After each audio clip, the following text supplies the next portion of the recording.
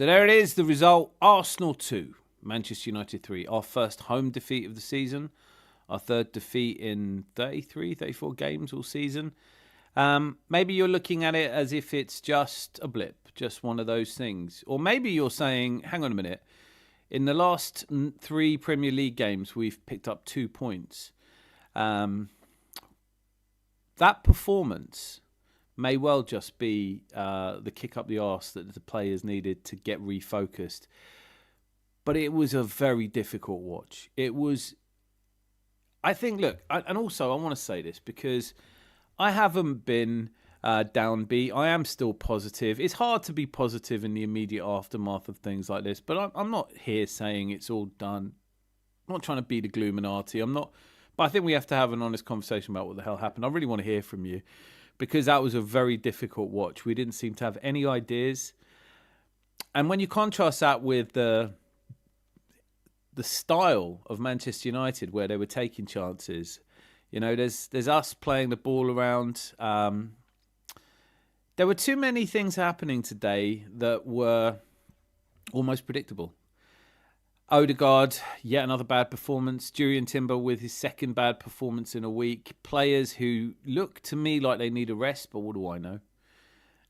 There was just a really weird feeling around going a goal up, and then they came up with a stat on the telly. 24 games we've taken the lead. We've won all 24 of them, and I was sort of already starting to be worried about it. When we equalised, though, I genuinely thought, okay, we'll push on here. And then just to get hit by that Cunha goal, there was too much disjointedness. There was too much anxiety. The Zubimendi pass. I've been praising Zubimendi, and I don't think I'm going to stop just because he had one really bad game today. But the detractors who have been just as vocal, even though we were 7 points clear, the detractors who've said Odegaard is, Fraudegaard, the detractors who say Zubimendi does nothing, they're having a field day today. There's an absolute torrent of I told you so happening right now. And maybe they're right. I think for me, the feeling I'm having is really difficult. And I think it's because, let's be honest, there is post-traumatic stress to coming close 3 years. I'm going to say coming close. We didn't come close last season. We did finish second, but it was never really close. But a season before where we lost it on a hair's breadth, and a season before that where we came out of nowhere and so much hope and enthusiasm, things like the winner against Bournemouth late on, so much energy and excitement. I shouldn't feel like this, should I? I shouldn't feel like this because we're still 4 points clear. All teams slip up. It's not the first time we've lost, but it's the third time. And for all the fact that Aston Villa beat Newcastle today, I think Newcastle didn't look great.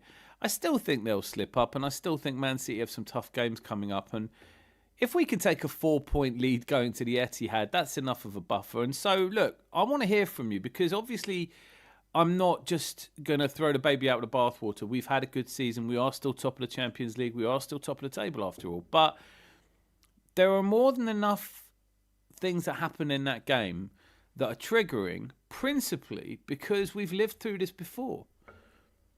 And what it really feels like, I think if we're honest with ourselves, what this result really felt like was choking. It felt like that first season where we came out of nowhere and then it suddenly got to the real part of the season and all our inexperienced players who don't really know how to win leagues lost at home to Brighton 3-0. Then went away and lost to Forest. It felt like the Villa defeat that was so important at home in a season where we ran it really close. It feels like every now and again, and you can't always predict when, but Mikel Arteta sends the team out and they're not quite right in the head. They don't necessarily understand the importance of this.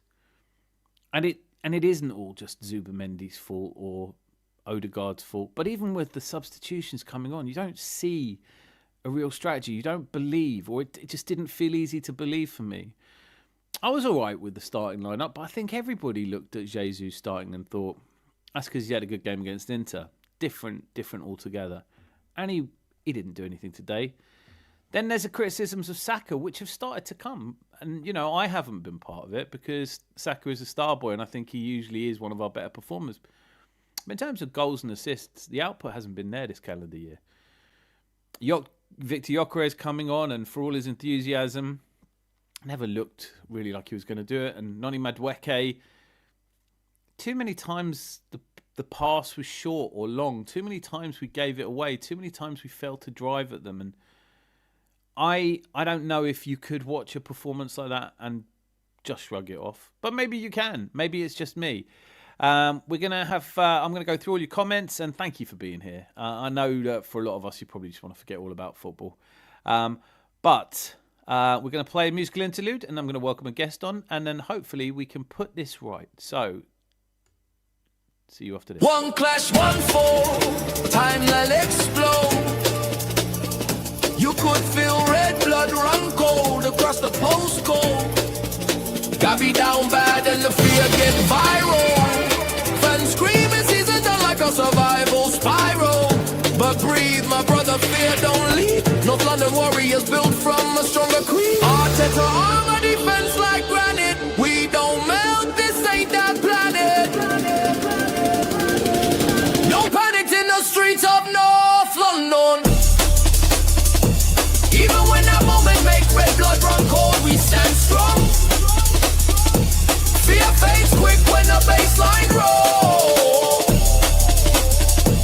Cannon on the chest, never lose control.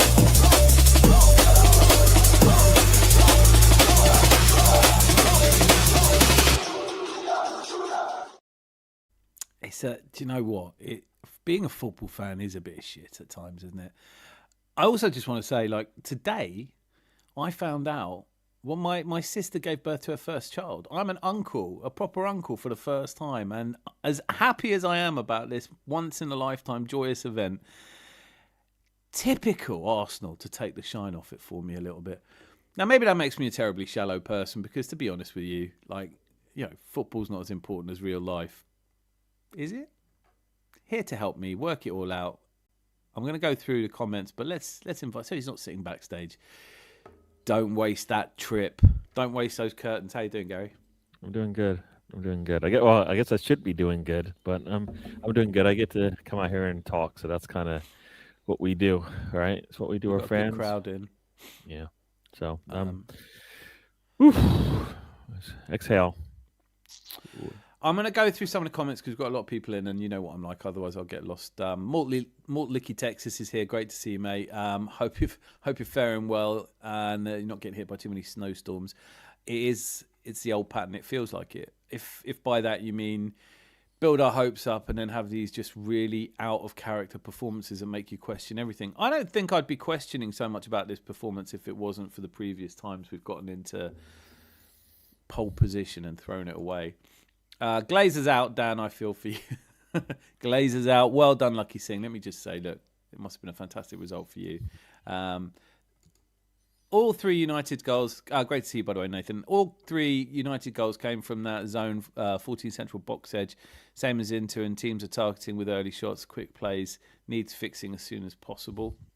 I will say two of those goals are worldies. Big game, score first, then concede quick versus United, Bayern at the Bernabeu, etc. We relax, overplay at the back, intensity drops, opponents punish us. We need new protocols when ahead in big games. Yeah, I think, for me, something I'd like us to discuss, just agree or disagree with me. But I think there was some tiredness, there was some mental fatigue. Zubamendi's played almost every minute. I just felt like they weren't quite sharp enough, and it's interesting because I didn't call it. When I saw them coming out of the tunnel, I thought they look up for it. They look purposeful. They don't look frivolous. But when you take a goal up, that's when you don't start playing soft balls. I mean, I haven't seen Zubamendi make a worse pass than that. Finally, attacks too predictable now. Years of footage means teams shut down our patterns. Carrick nullified us. Fresh in the job. Time to mix it up and start asking different questions. But do we have time before the end of the season? Lone Star Londoner says, great to see you, by the way. Bit dramatic, just one match lost in the last 82. Very sloppy in position, didn't move the ball quick enough. Little threat down the flanks, rebound immediately. Yeah, that's what we're all hoping. And I think that I have no idea the mood of everybody yet, but I kind of hope that we're all not throwing the baby out with the bathwater. But I don't need to tell you, there are streams happening right now where Arteta out, Fraudegaard, Saka's washed, Jesus is, everybody's getting it, and that's just how football is, isn't it? And I understand people riding their emotions, but I think we're grown ups here. Let's try and talk it through. And we will. Right, so Majin's here. Hey, mate, great to see you. Absolutely disgusted. I think that's kind of fair. AFC rides. Bosh.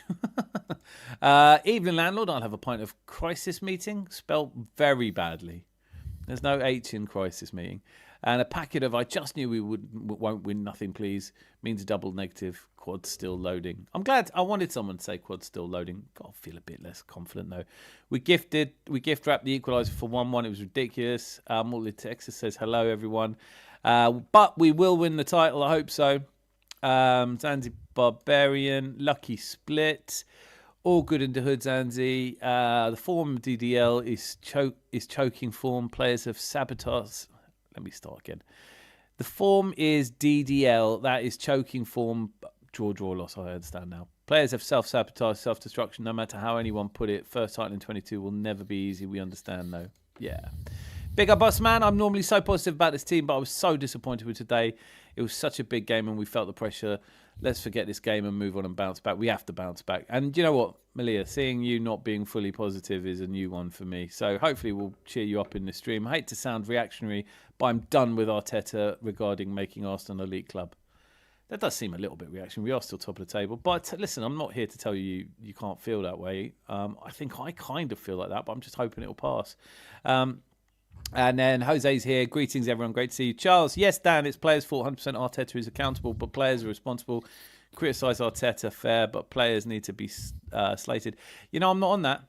I don't really feel that. I think, honestly, there were some predictable patterns. Timber needs a rest. He played really badly against Inter, and he played probably about as badly today, and he's played too many games. I think there is a point where there is a reason the manager takes a responsibility. He gets the praise when it works and he's not kicking a ball, but you do have to take responsibility when players... And I think with his substitutions, and it just looked like he was throwing everything in the kitchen sink at it, but without any real plan. Boy, Ted Diaz here. Thank goodness quad loading has arrived. There's always a strong desire in this fan base to panic. It's becoming clear why we've struggled to win at the Emirates. I think I want to talk about that as well, because I do think that it all plays a part. But I don't know who... I don't think you'd be surprised that those of us who've been watching Arsenal, even if it's just the last 3 seasons, start to get that, oh, here we go again feeling when we play a game like that. I don't mind losing, but it's how you lose. I was supposed to start making supper an hour ago, but I've been in a shit mood.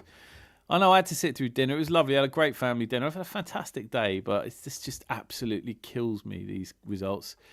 Too much of the hype videos and lack of spine on the pitch. We lack leaders.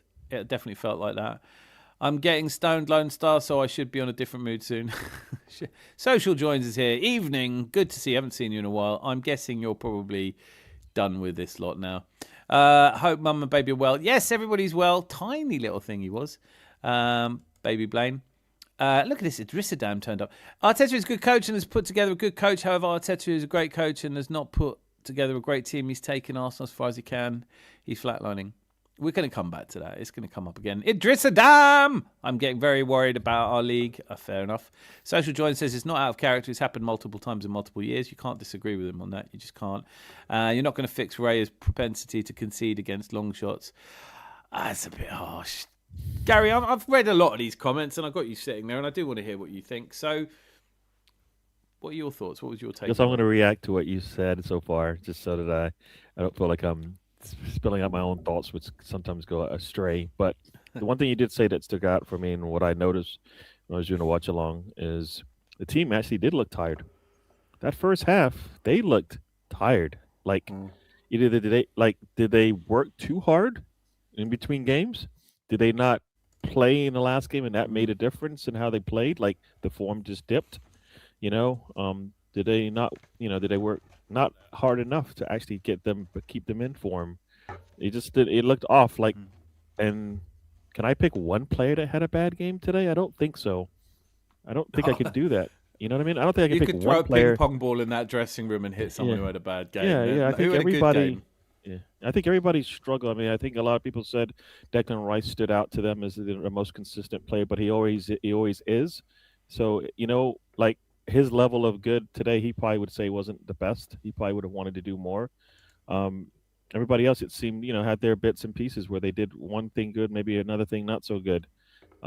It looked like we didn't come out to play. And I always say there's a 3 game stretch where we're going to struggle. I thought we had it already. Mm, yeah. But then when I really didn't want to believe this 3 game stretch, which wasn't consecutive, which is usually consecutive for us.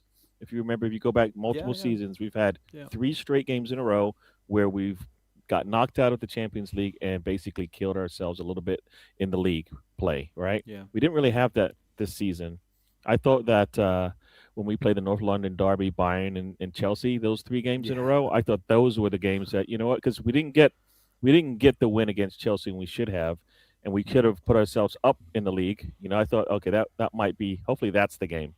Mm. But these 3 games, which have been staggered out, we haven't played them consecutively, but they're all in the same league. They're all in the league, Premier League. They all 3 made a difference because in each either we had a chance to extend our lead or just to maintain.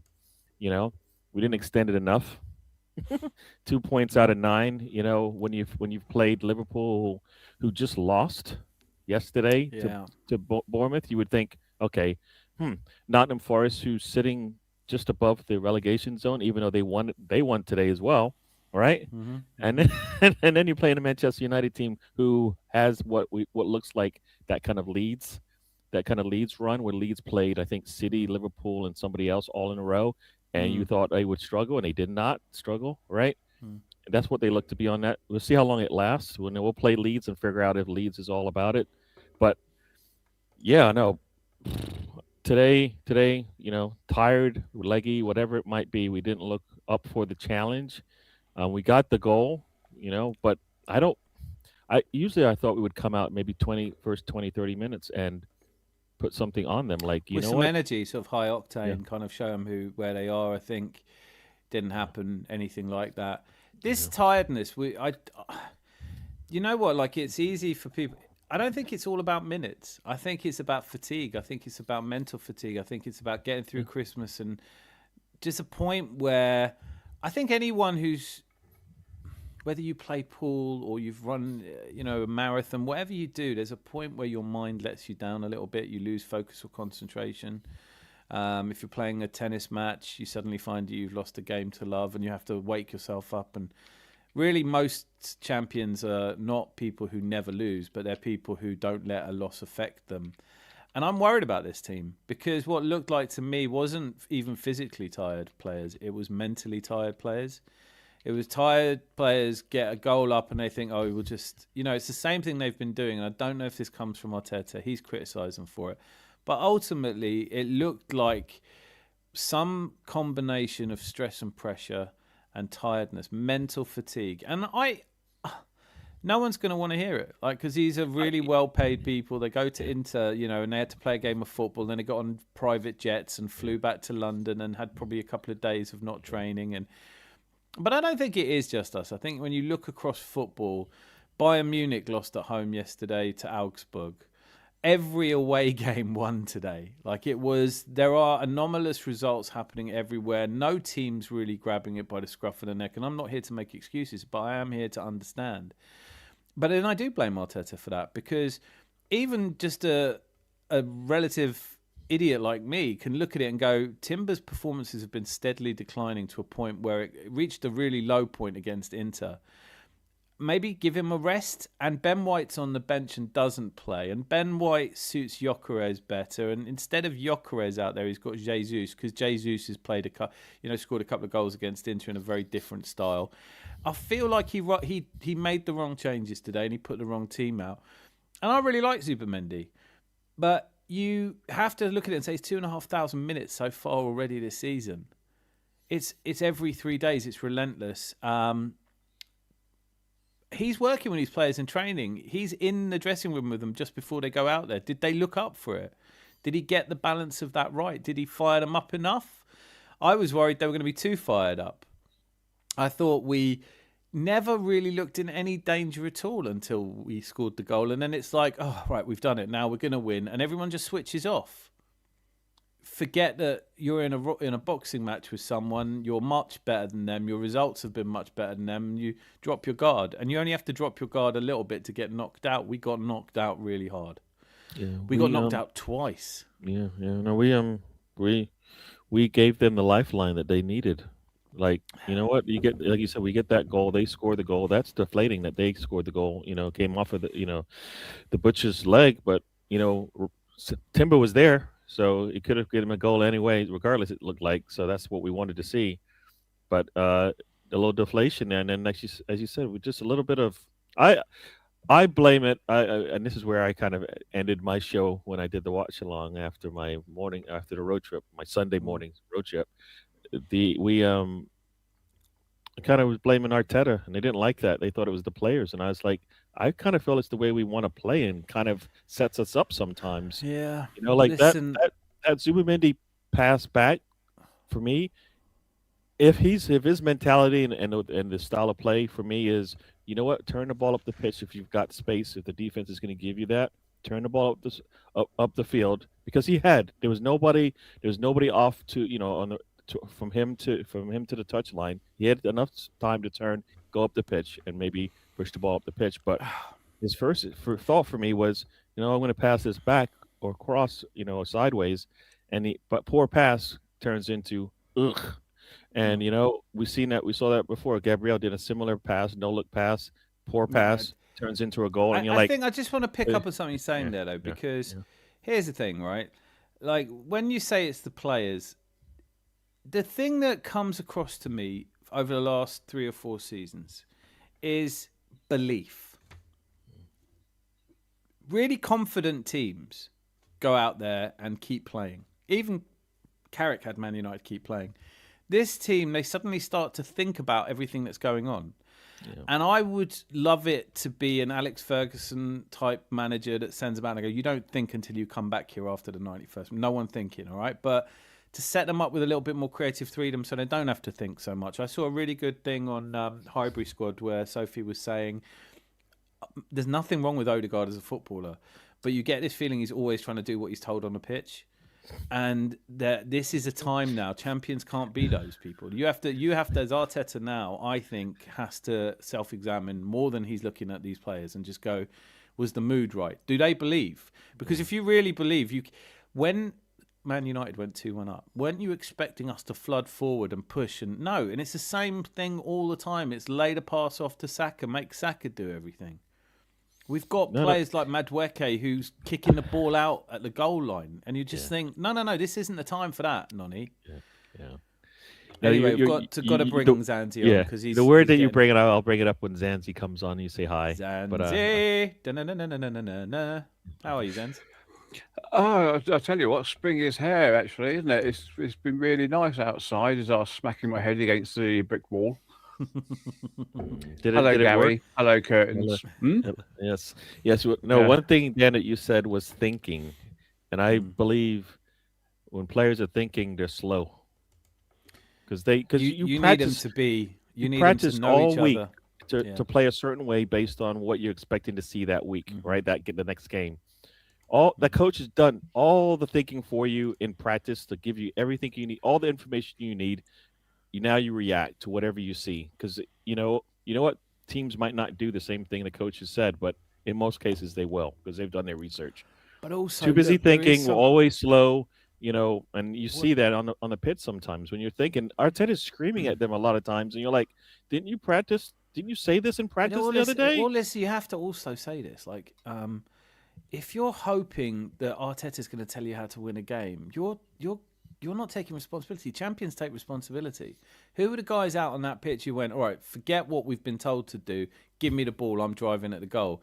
Like, confidence is a massive part of anything. The confidence went out of them. They didn't have a game plan. They're tired, fatigued, and making mistakes. I'm going to go through some of these comments because there's some emotions are running high, and I knew they would. We all knew they would.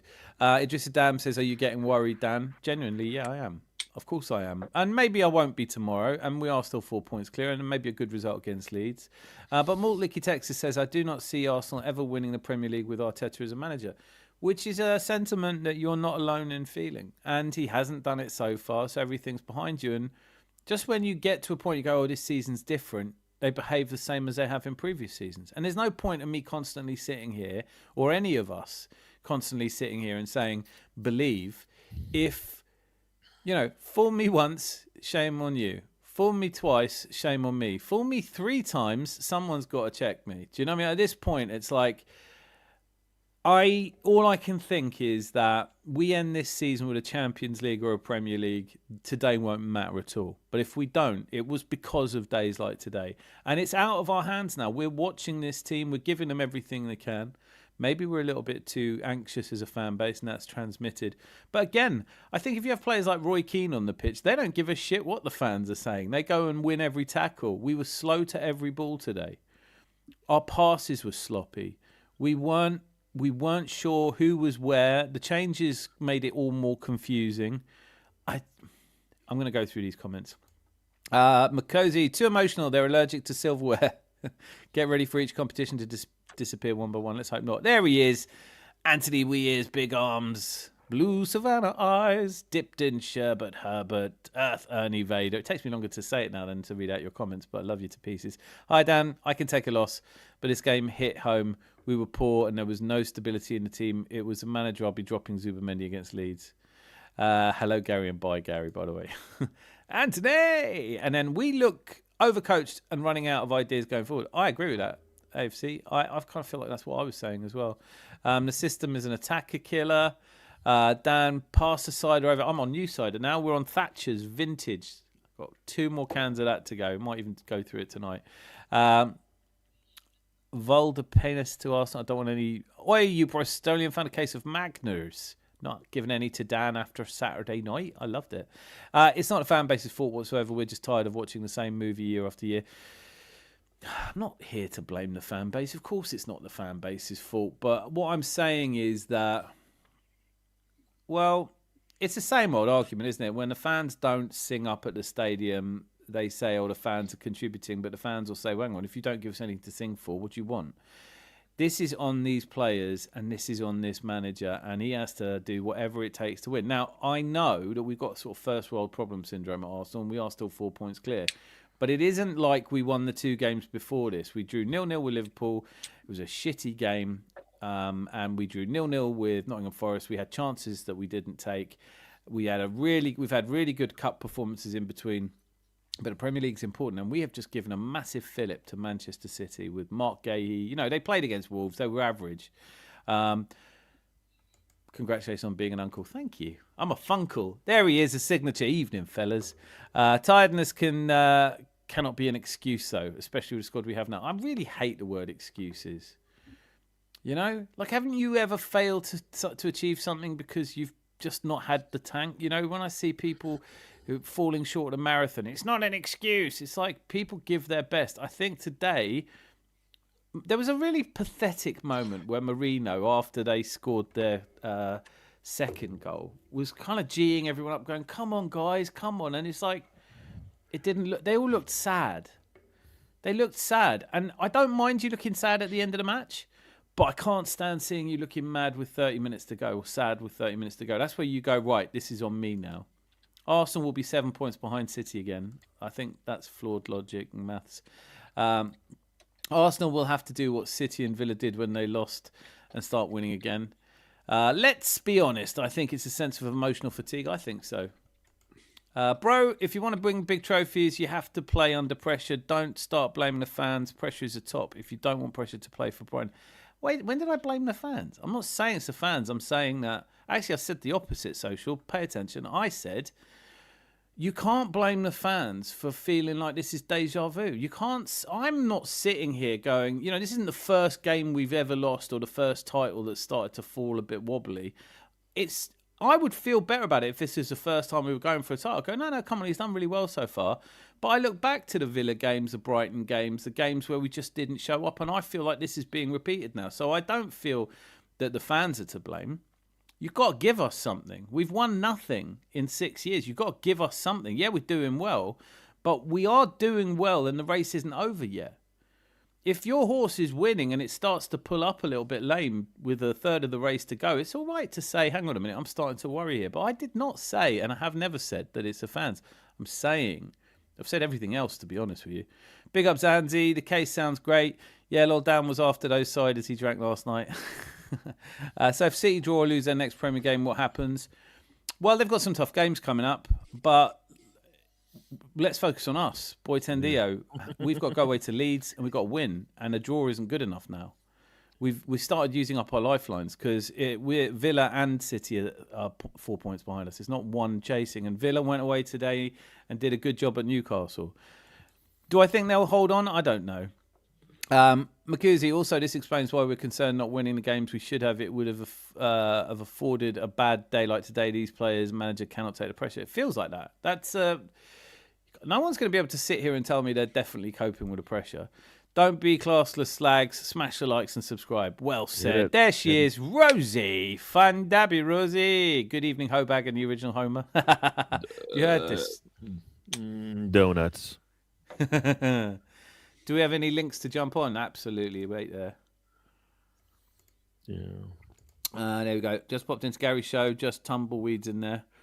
Ouch. He's nice, isn't he? If an Arsenal player... anybody who joins, I tell them to come over here anyway. So yeah, we're linking live. This is the beauty of satellite systems. If an Arsenal player cannot be fired up against Man United while Arsenal is sitting on top of the table, what game are they going to be fired up for? Well, we've seen them fired up for games, so I don't think that's necessarily fair. And Ben Tattersall, ha ha ha ha, Arsenal are shit. Yes, everybody else is just a little bit shitter. And definitely some mental fatigue players look off. They do. You can say that. You can look at it and go, right, players we've seen better. Tiredness, why did you not start the bench players then? That's poor management. Social, I feel like sometimes, and I'm just going to be, I believe in being scrupulously honest here. I think sometimes you don't really listen to what I'm saying. Like I'm not disagreeing. We're not disagreeing. Tiredness, why didn't you start? I didn't want him to start Timber. I didn't want him to start Jesus. There's loads of players I wouldn't have had. There's players, our squad depth is only really useful to us if we make sure that everybody gets enough game time so that the top players like Rice and Saka aren't being overused. You can look at Saka and say he's brilliant, and you can also say that he has 3 assists this calendar year across all competitions. It's probably not the level of output you'd get from him if he was in the best shape of his life. Right, where are we? Talking this team would beat 2008. Oh, no, that was just silliness. Emotional fatigue, more so than mental, I agree. Nobody actually really... Okay, go ahead. Sorry. No, what were you going to say? No, people... I don't know who said that and why even that was brought up. You can say it after the fact, maybe, but you can't say it in the middle of a season and say... compare any team to anybody. That's like comparing any player to the career of No, it was any player. It was on the post-match so interviews where Wayne Rooney was asked if this Arsenal team would beat the 2008. He said no chance. But then people ran with that, saying Arsenal fans were going, "Yes, he is. Yes, they are." And it's like no one. I've said consistently, you judge a team by its. You can only judge a team on its silverware, right? Such a big dump of emotions that match that you can bring yourself down. Yep. I think we're all down. If you're not down, hope everyone's had a good weekend. Football aside from football, it's been an amazing weekend. City lost to Bodo, then won as a response. Yep. Was there a TIFO display? Rice summed it up last week, and sadly that's the case with his team.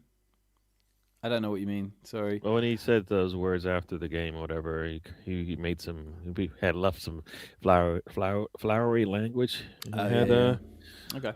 But you expected. I guess people were expecting the team to basically respond to that, and we didn't. The way we played didn't look like we responded to that in kind. So Gary Neville actually summed it up quite succinctly for once. Yes, he said Arsenal too regimented, and I agree with that. I'll get the back four, get them regimented to know what they're doing, and let the rest of the people just go out and bloody play football. Or at least have a couple of players that you just let go and play football. I mean, I do think Odegaard is constantly trying to think what he's supposed to do, and actually, he's not exciting to watch, is he? And then the players who are exciting to watch slowly become less exciting to watch. I thought Trossard was average today, which I didn't expect to.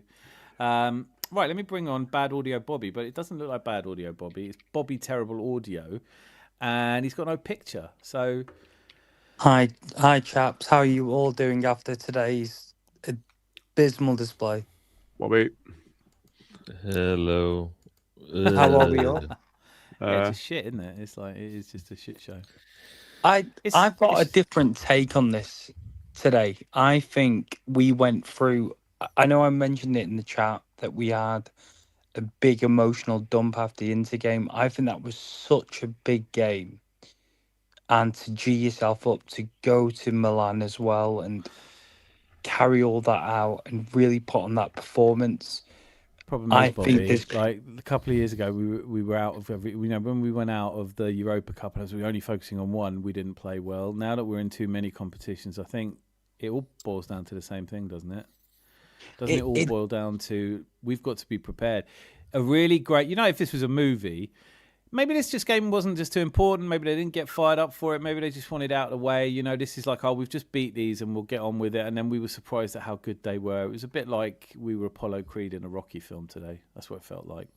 I feel like I kind of agree with you to an extent, but I feel like us and City, neither of us took United lightly.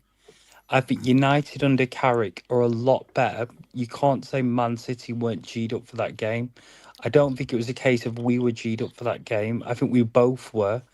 I think it was just a case of, like Pep Guardiola said and Arteta have both said, they were better than us today. And there's going to be instances where teams that we absolutely despise, and I promise you, Heads must roll. I've got to get through somebody. I've just noticed we've got some people in. I'm going to get through these. Let me catch up with.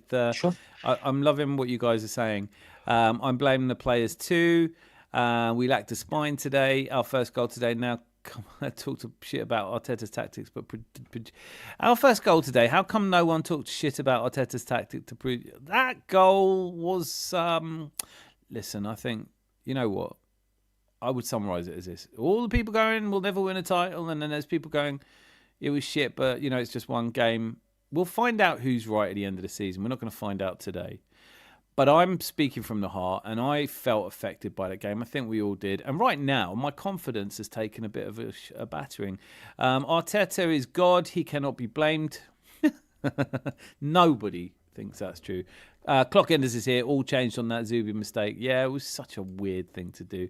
Rice was literally calling for the ball before Zubimendi played it back. It was just a stupid thing to do. But he's played 2,500 minutes, and that's the stupidest thing he's done. I think there's one other really stupid thing he's done, but that is the stupidest thing. Fans total shit today, utter shit. Did you feel that? Did you feel that transmitted in the stadium? Obviously, I'm not blaming, just before social tells me I'm blaming the fans. I'm not blaming the fans. Was that before or after the Zubimendi? You know what I mean? Because I mean, I just like the. I don't know. I mean, was it like from the whistle? The fans were poor, or is that like there was a turning point in the game where? I'd love him to answer that, so please do put that in the comments. The leader instills belief. I think, like, you know, not every game can be an Al Pacino one more inch talk. I think sometimes as a Fergie or a Wenger, you don't say much at all. You go, guys, let's get this focus. Let's get focused. Let's get together. If Zubimendi passed it to Rice that moment, it would have been intercepted. Yeah, possibly. The play Zubi should have made was to get the ball to Timber. Yeah, I can't believe I can bet anyone in the chat Zubimendi will not make that mistake again. Well, I would hope not. Rice has set the perfect example last year against Madrid. Players need the freedom to make decisions. Yes, I agree with Jose on that one. Noni is absolute buns. Let's get a petition going. Also, I can't really blame Arteta if he's responsible for the current state of things. You know what? That is where we are, right? Like, for all of the people now screaming Arteta's shit, find it really difficult to explain why we are top of the league. But for all of those of us who want to give him loads of credit, you cannot pretend that people who are detracting from him don't have a point. Because right now, we have taken 2 points from 9. If that continues over the next 3 games, we will not be at the top of the table. And then it will be a legitimate thing to say we've choked again. I hate the word bottling, but I do think, I look at us and think when the pressure gets there, can't say we don't choke. More Liquid Texas says, since Arteta became Arsenal's manager, I've never really enjoyed Arsenal. You know, you never know which Arsenal's going to show up. The performances are unpredictable, boring possession football. Not true in the Champions League, though, is it? Majin, this control possession way of playing is becoming outdated. There is a reason why Pep has deviated from that. I fully agree, and we can talk about that in a moment. I just froze my hands making a snowball. I love it. I think people are much too high strung. I agree with you, boy 10D. I really do. But I think we were allowed to talk about it tonight. I do agree with you. My goodness, there's so many of you writing comments. Slow down. It's not the same movie, guys. I agree with that. Stefan Marcotti. Zubamendi had a nightmare. Even on the second goal, he was busy holding his hand to protest. I really hate the way we want free kicks all the time. Then there's Arsenal fans have spent 900 million over the last 5 years. What more does Arsenal need to deliver a trophy? Well, we'll see. We need to establish axioms for this. How good is the league? I know. Correct me if I'm wrong, but Arsenal have lost one game and there's a total meltdown. Rosie, very sensible, but it is what it is. Pep just remembered today he has no need to worry. Oh, he does. Congratulations, Funkle. Thank you. We're lucky City lost to United, Villa lost to Everton, and City drew. Well, we're lucky that we've got 4 points more than them. Seems like a bit of a way of not giving credit to the people who did it.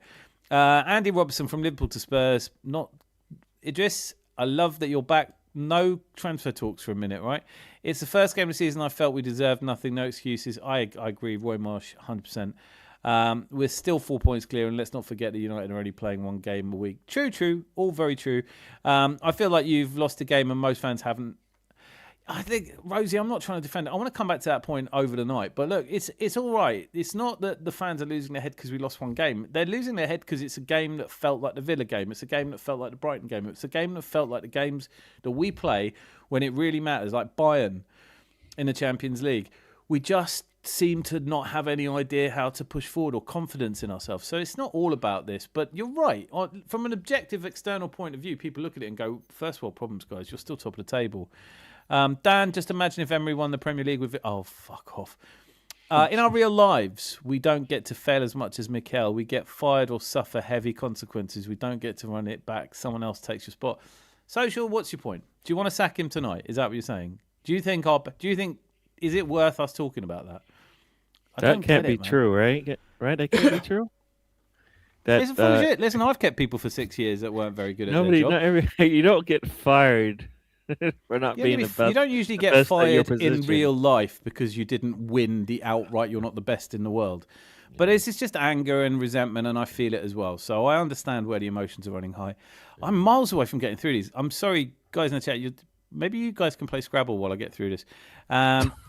As they say, shit is about to get real. I agree, Jose. Harry Maguire was a blatant penalty regardless of the performance. Don't think so. I wouldn't call that. 3-2 is hardly a horror show. 15-2 would have been horror show if it wasn't a pen. Right, I'm so close to getting through these now. Malt Leaky, Texas. We've blown an 8-point lead before. A 4-point lead will disappear quickly. Possibly, but you can't base everything on things that happened before. I don't believe a Lee win reinstall title belief. I don't believe a Leeds win will reinstill title belief immediately. I see probable Carib over the final versus City. The only thing, again, City has Newcastle and LFC, so they're 2 games I for don't them believe still. that is true at all. You're telling me that just if we win Leeds, then we have not restored what we needed to do, which is to get back into winning form, which was the problem all along. We need to be able to see out games and win Hold them. that thought. Hold that thought. That's what we're here to discuss. But you know what it is? This place is nothing without these comments. No offense to the 3 of you, by the way. You're all brilliant, but any type of fatigue is unacceptable. If you can't hack it in January, how are you going to handle running in April and May? Well, people don't, do they? I don't know. I don't know how to answer that. Awful performance from the team. The worst game of the season. I don't think anyone's disagreeing. Christ, all the woodwork tonight. Drop me out. Arsenal till I die. Cheerio, Rosie fucking facts go. Arsenal till I die is the best thing I've heard anyone say today. And look at this. Philip Randall. Where have you been? We've missed you. Rosie was talking about you yesterday. It's like you do this on YouTube and they appear, but I'm so grateful to you for the super sticker. It really does mean an awful lot to a channel this size, and it's great to hear you, to see you back. What were your thoughts? I love this. Keep the faith. Absolutely. Rosie, you're the antidote of optimism we need on a night like this. Oh, God. Eze looks rubbish. There's a lot of comments. Very good. Thanks, Rosie. How are you? How are we supposed to quad if we go out of a comp? We can't. In 22-23, we went out of all comps and just had the league. People started saying City had run out of momentum before Europe League. I've been saying for months now, play Wanyeri. Oh, it doesn't help that Wanyeri scored a goal in his debut, does it? We got complacent. Everything's always reversed for us. I find it bullshit. I disagree. Same for City. Right, I'm not going to get through all these comments. These two guys are just too busy. Kind of should have predicted it. So keep writing what you write. Oh, I'm going to say hello to Uslice. Good evening, guys. Really disappointed, but still focused. Credit to United for fighting performance. One mistake, turn the game around. I acknowledge the criticism, but let's not tolerate. Okay, so I'm going to come back to what happened to your camera, Bobby. Oh, I've got my son next to me at the minute, so it's a bit. Gotcha. Say less. I'm coming to you first, because you're the last one on. Please summarise where we go from here, but by starting by saying, will Arsenal win the league this season? I'd say yes, purely because I think we've been very reactionary to any loss we've had, and I genuinely believe if we take things out of context today, the Zubimendi pass doesn't happen. How often does that happen in a season? Your most gifted midfielder makes a mistake like that. It doesn't very often happen. And in terms of the 2 wonder goals they struck as well, obviously we gave them the opportunities to get into the game, but they weren't actually that. They were wonder strikes. I know we were poor, but if you take those 3 unlikely instances out of the game in terms of wonder strikes and a mistake from one of your best passing midfielders in the world, it's a totally different game. We end up winning it. I think I'm gonna disagree slightly. I mean, I'm not trying to be devil's advocate here. Does Andy, do you agree with that? Sort of, if you took the 2 wonder strikes out, it's a different game. Yeah, I mean, up until we'd scored, I thought we were doing all right. We had control of it, and as soon as we scored, we just didn't carry on playing football. And it was all compounded by the fact of very bad passing, and then Zubi doing what he did, and the man with the upside down head scored, and we just never really got on until they scored again, and then we decided to sort of pressure them a bit, but it just never looked like a. So, Gary, what about you? Do you feel like take those 2 goals out from Man United, it's a different game? Do you think? You know what? We've had to play with those margins all season. Nobody gets easy tap-ins against us. They always seem to be a wonder strike. You know, it's a Bosley wonder strike, right? We played a couple games ago. Ray was able to make a save on a wonder strike, right? We've been playing many a game where you can go and go, oh my gosh, either it's a wonder strike or the goalkeeper standing on their head blocking everything. Those are the margins I think that's what we bring out on the teams that we play. They can't just come with their regular footballing levels. They have to push them up when they play us, and that's how a wonder strike happens, right? Can I summarize then, because I think I disagree. I think with the 3 of you now, and I. Let's have a heated debate. Here's the thing. I'm not looking at those 2 wonder strikes. If they don't go in and we're winning the game 2-1, but we could still be sitting here and saying that was not a good game. You know, we got away with one there. And tonight we didn't get away with one. But we did, like all the discussion points have been, we looked tired, we lacked ideas. The players look fatigued. I know people say, when you earn a lot of money, you can't be fatigued, which is just the weirdest thing to say, isn't it? But I don't think that it is just about those. I take your points that, you know, that we only concede wonder goals. We conceded 3 today. But one of those were a complete mishap. That's not a wonder strike from Mbueno. That was just a mishap. We basically rolled the ball towards our goal, and he just tapped it in. Come on. That's not a wonder strike. Yeah, all right. 2 of them are wonder strikes. I think we can agree that they're very good shots. But like that exact position in front of goal, didn't you see it coming when Cunha picks up the ball? Aren't you expecting us to slam? And then it's all. I mean, come on. That's not a wonder strike. We didn't those 2 strikes that they had. I'm talking. Yeah, they're 2. The Cunha and the. Dorgu's shot was lovely. Odegaard conversations need to be had. Okay, I really like that point, Mr. Kuzi. I think so. I think Odegaard conversations do need to be had. But here's the way I would start any conversation like that. I'm not going to take the floor. I want you guys to talk about this one. Odegaard does not look... He's not inspiring. He had 2 really good games. And now he has had 5 really not very good games. But whatever you want to talk about Eze, we've just let Wanyeri go. So whatever you want to talk about Odegaard, is Eze looking great to you? I find it hard to give. I find it hard to give Eze even a smidgen of like, well, you know what? You didn't show up today for 35 minutes, so you're probably not the answer for us. I find it hard to be able to make that decision based on what we saw today. I think when Erdogan came back, I just didn't think he can go and play back to back games. I think he needed to be managed as well with his minutes. I didn't think he could give us that because when he came in, he couldn't really do the press for us. He can't really do the press for a full 90 minutes and stuff like he has in the past, where he can give it to us throughout the game.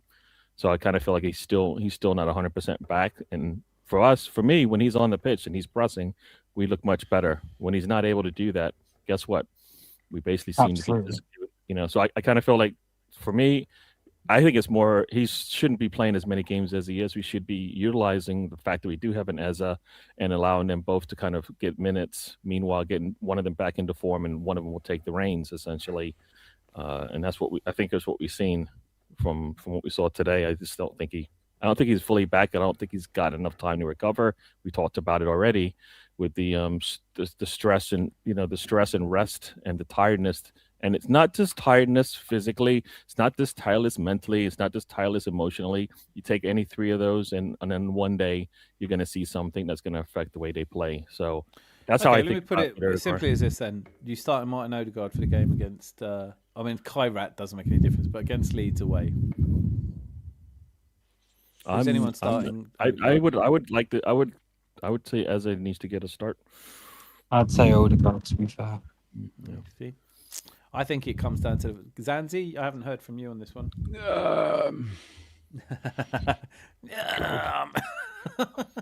Well, looking at the way Eze played today, don't know. Looking at the way Odegaard played today, I don't know. I'd rather put Gary or Benny or you in, Bobby in, or not you. Not me. I'm busy that day. I got to do my hair. It's hair day. Which We'll get one? plenty of time with that. I've got 2, and today it's the left one. So, all right. Yeah, that day. Listen, on stats, let's just go with stats. 30 minutes Eze, he played 1 key pass, better pass completion. Odegaard was just a bit shocking for a player that's supposed to be that skill level. Guys, I think this is a really good point from Jose. The Odegaard to Saka sequence is dead. It's definitely not firing. And we need other ideas. I think we can agree on that. Mr. Kuzi says, why the captain gets subbed off at 55th minute over and over again in big games? Mentality trickles down too. I think that's a really good point. Has anyone got a quick way of debunking that? Because I think, listen, when you're having a conversation, you're right, your captain shouldn't be the guy that you're, just playing back into fitness. Stick him on a bench. He didn't, I don't know who you play, but we've got other players. I thought Marino was the only player that came off the bench that looked half decent, and that's because he did his trademark bundle a goal in. So we've got a new person. David Ridgway, 5981. The performance was pathetic. We are losing the title by letting it slip due to the pressure. We have quality players. Arteta must take the handbrake off and play attacking football. I didn't think I'd hear the handbrake again this season. I'm a bit gutted that that's happened. Clock Enders, Rosie, not really, mate. If I'm being honest, hope you had a good day. Did you manage to... I'm reading out personal chat. What's the point in that? Look who it is. It's Benny. Berlin Benny. Hola, chicas. On my way back from Hamburg. Where are you, on a train? In Germany, it only takes minutes. So, Eine Jandrup, for Arsenal fans pinning their hopes on City games against Spurs and Poole, please don't. Listen, I'm not pinning my hopes. I'm just looking at City objectively and going, they don't look that great. They're not the sharks they were. I think we can still be as... we're going to need to pick up our feet a little bit. We're going through a patch of form. That was what Gary was saying. Normally, we expected it to be different games. I didn't expect it to be Liverpool, Forest, and Man United. But anyway, Mr. Sorry for the negativity, but the legit comments and questions. No, listen. Look, I didn't open the bar today expecting everyone to come in and sing songs and be happy. But I think we're all here together, and we have to explore these opinions, and we have to dust ourselves off and just sing for the team against Leeds, because this whole thing about whether we're ever going to win silverware from Arteta or not, just for me, it's a stupid argument to have right now. Nobody really thinks that Arteta's going anywhere. So if you're just saying we're definitely not going to win the league this season, duly noted. Let's see if you're right. I've had all the banter from friends and family after the game, just joining in, laughing along. So it's DWT, don't waste a text. I seem to always be organising, lol. Oh, that's another personal comment. Just go offline. No need to lose our heads. We're still 4 points ahead. Arteta needs to fix it. True that. But your confidence in Arteta fixing it, surely it's taken a bit of a battering. Zanzi, aren't you feeling a little less confident than you were before the start of the game? Oh, yeah. Yeah, it's a sensible. I mean, if we had been 20 points clear, I would have still felt confident. But from 4 to 7, or 7 to 4, I don't think we're playing with a handbrake on. I think what we're doing is we're playing with a steering lock on, and it's going round in the same way. And people can see what we're doing and think, oh, we can stop that. That's a really good point. I like that. Good analogy, I'd say. Yeah, I mean, the handbrake isn't but it does feel like, I don't know. I hope that if we're going to get to the cup final and find ourselves 2-1 down with 20 minutes to go, that we have more about us than that. Because that's what we're looking for. If games that are coming up this season, there are still games that can be really tough on us. Yes, we've got a slightly easier run in, but we've got to play Chelsea at home as well. They'll have their tails up. Yeah. If you go way back in history to something like the Roman army, when they first appeared on the scene, they were unbeatable because they had a system in the army and people just couldn't cope with it. And then the Gauls came later on and thought, all right, if that's how the Romans always do it, we're going to do this and see what happens. And they did that, and they Are you discussing the Battle of the Teutoburg Forest and Gerson-Vetrix? Places like that, yeah. Yeah, it's true. I think there's a lot to that. There is I'm the last of all of us to really claim to be any kind of tactico, but I am really fascinated by the way that people have nullified possession football by man-to-man marking and reducing space. I noticed that playing against Chelsea, Cucurella just followed Saka everywhere he went. I think it comes down to belief, maybe more than tiredness even, because I think if you really believe, you can summon up resources. But I like I think there is an element here where our brand of football, I was watching the game today, and even before the result was as disappointing as it was, I was thinking, even if Arteta wins the Premier League this season, he's going to have to radically rethink, because this approach is to some degree getting found out. Am I wrong? How about you, Bad Audio Bobby? I can't agree with you there, to be honest, because I think we're saying the same thing, to be honest. So we're saying that it takes wonder goals and very minimal mistakes to get past us.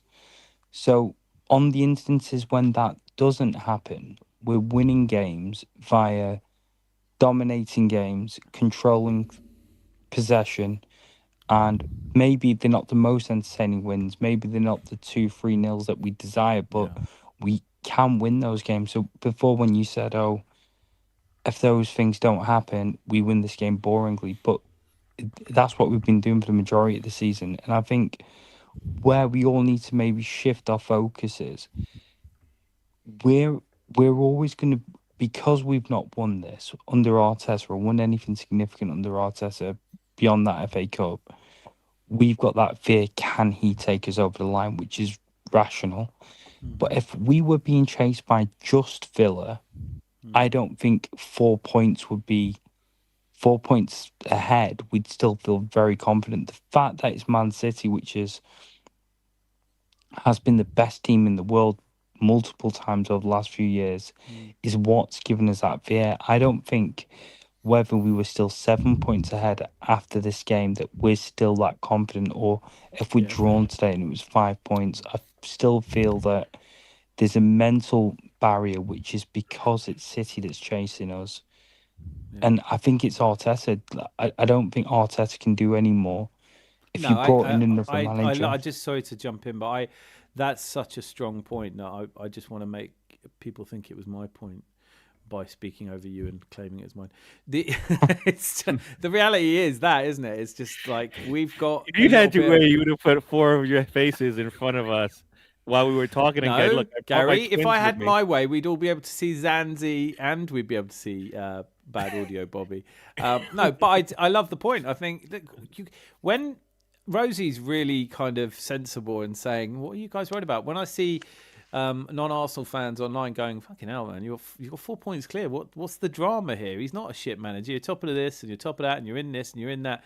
We know that we have it's like being in a relationship where the person cheats on you the first year and then promises not to do it again. Then they do it the second year and then the third year. And now we're in the fourth year. I don't think it's wrong for any one of our fan base. But my only thing with it is whether I trust him or not, I'm not getting a divorce till the end of the season. Right? So talking about Arteta and people love to come on to football chats and predict the future. And I'm not against it. And you could well be right, especially if it's binary, especially if you're saying it's either we're going to win it or we're not going to win it. And you guess one and you're right and you look like a genius, or at least you think you look like a genius. I don't do that. But the reason I don't do it is because no one's going to care that you told us so. And more importantly, if you're sitting there saying we're not going to win the league because he hasn't got us over the line, it's a good chance you're wrong. And if you're sitting here saying, look, we're in a pole position, we've played really well all season, we're definitely going to win it, there's a good chance you're wrong. So I'm just on the fence, and I'm talking today from an emotional point of view about how I feel. And I hear all this about it takes worldies to beat us and things like that. But I'm also seeing something which looks like fatigue. I'm also seeing something which looks like a lack of ideas. And I'm fully hopeful and confident that we will beat Kairat. And then if we can beat Leeds 4 or 5-0 at Elland Road, the football conversation will change. But this, not maybe it's not fair to call it a meltdown, but this fear that Arsenal fans have developed has not come about without help. You know, we have been guided to feeling like it's all going to happen again. Look how many of these comments, you know, Mr. Kuzi, Mukuzi, 4 points is actually 1 point because we have to go to Etihad and haven't won in ages. Fair. You guys believe at the beginning of our downfall of the season? No, I don't think it's that. I just think it's a conversation point. But there's so many of the comments saying, we're not going to do it, this guy's a fraud. And what's our answer to that? That we're top of the table? Because if that's our only answer to it, we get a draw at Leeds, and it's a point, and the point ain't enough to make anyone feel comfortable. But then you got people like this, like joking. I haven't seen you in here before. Welcome, I think, but we won't win the league, fella. Here's my question to you: how do you know? How do you know? And I love this from Benny as well. You're assuming City will win their matches. We could win the league this season, like Liverpool won the league last season, because. Your point, by the way, was so good when you were talking about if it was just Villa behind us. I'd still be a bit worried because I was not expecting them to go. I wouldn't expect them to go and beat Newcastle away, and they did. But surely you'd have enough confidence with a 4-point buffer with it just being Villa. It depends, you know. Like I mean, they've got no pedigree of winning the league either. So no, but it's a 4-point lead when you've taken 2 out of your last 9. Yeah, 2 out of your last 9 when. But then we're neglecting the fact that they've both had serious dumps of form as well during the season. That is a point that I'll stick to. The confidence you can still have comes from the fact that there isn't some great white shark chasing you down. It's people limping all over the place. The whole league is unusual results that no one's expecting. 1 minute Chelsea are in a title race, then they're out of it. There's a lot of seesaws and there's a lot of up and down. And I get your point. I think it's fair. Right now, my life savings can't go on Arsenal winning the league. I just don't feel that confident. And I feel like it'll happen, but I want to understand why these nights come up, why we see these nights. And I also want to say hello to some of the new people here. Rosie, I've got visions of you organising... Oh, no, I'm not going to read that one. Shit. I need someone to read this out for me, really.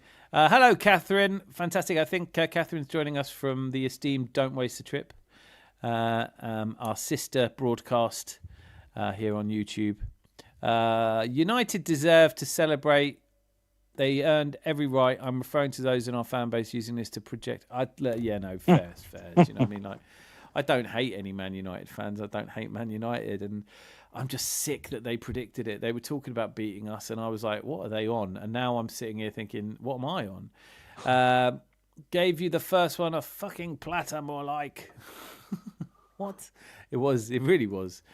Look at this, Chris Nix. We're getting loads over from your show. Mark Gay signing for City is bigger signing than people realise. You guys are favourites. Both Man City fix themselves on the back. It's going to be close. Yeah, but we can still fix ourselves as well. So we're all in the same boat, aren't we?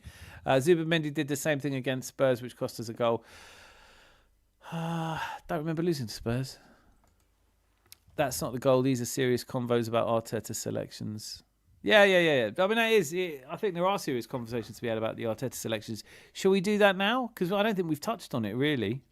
And, guys, just keep posting. If I don't read your comment now, just write it again. I promise I'll get to it. It's brilliant to see so many people. It's kind of predictable that we have this many people that want to come together in a pub and bitch about Arsenal. And I'm counting myself as well. You know, when we're beaten into 3-1, everyone's off watching...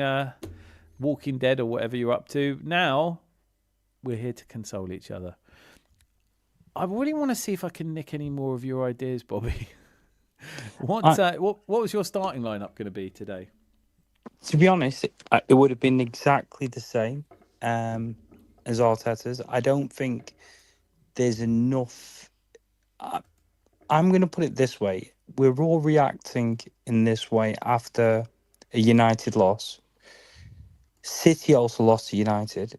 If we're basing this on the fact that City will chase us and win the league, did we have a more convincing match against Manchester United than City did?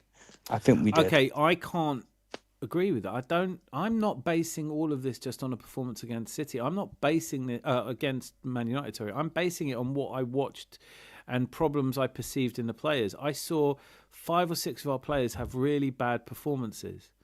And I don't think it was caused by the opposition. I think it was caused by us. I think we were the architects of our own downfall. So much as I take your point and say, look, Man United are resurgent at the moment. They beat City comfortably. I think we played better against them than City did. I don't disagree with that at all.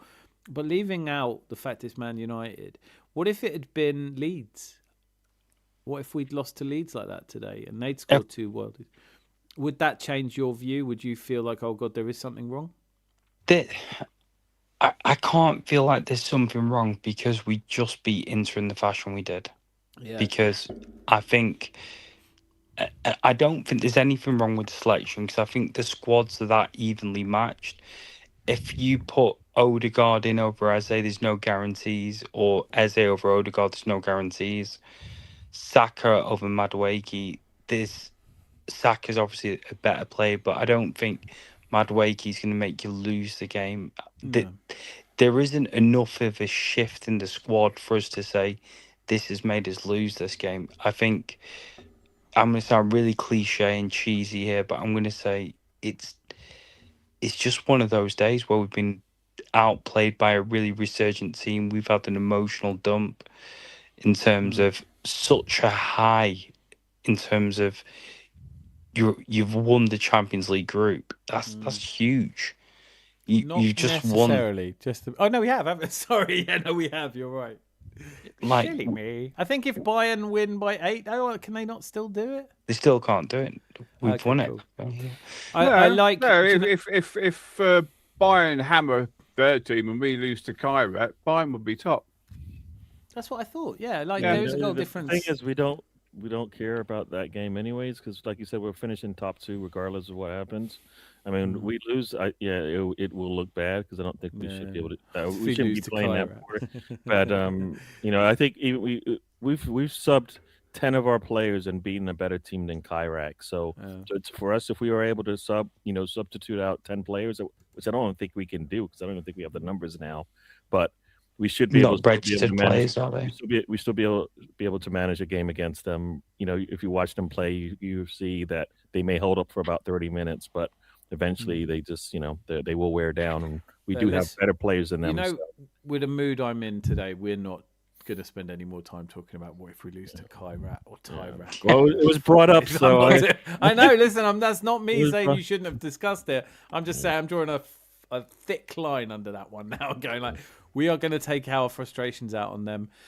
I'd love to know what goes through the minds of some of these players. But teams are seeing that they can have a go from distance. Jose, I hope so. I hope the only shots anyone takes against us are from distance. You don't expect them all to go in. You know, these are low XG games.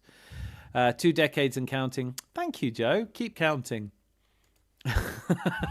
So far, your comments have given me the impression that 2's probably going to be hard for you to count beyond. But, you know, just keep use thumbs.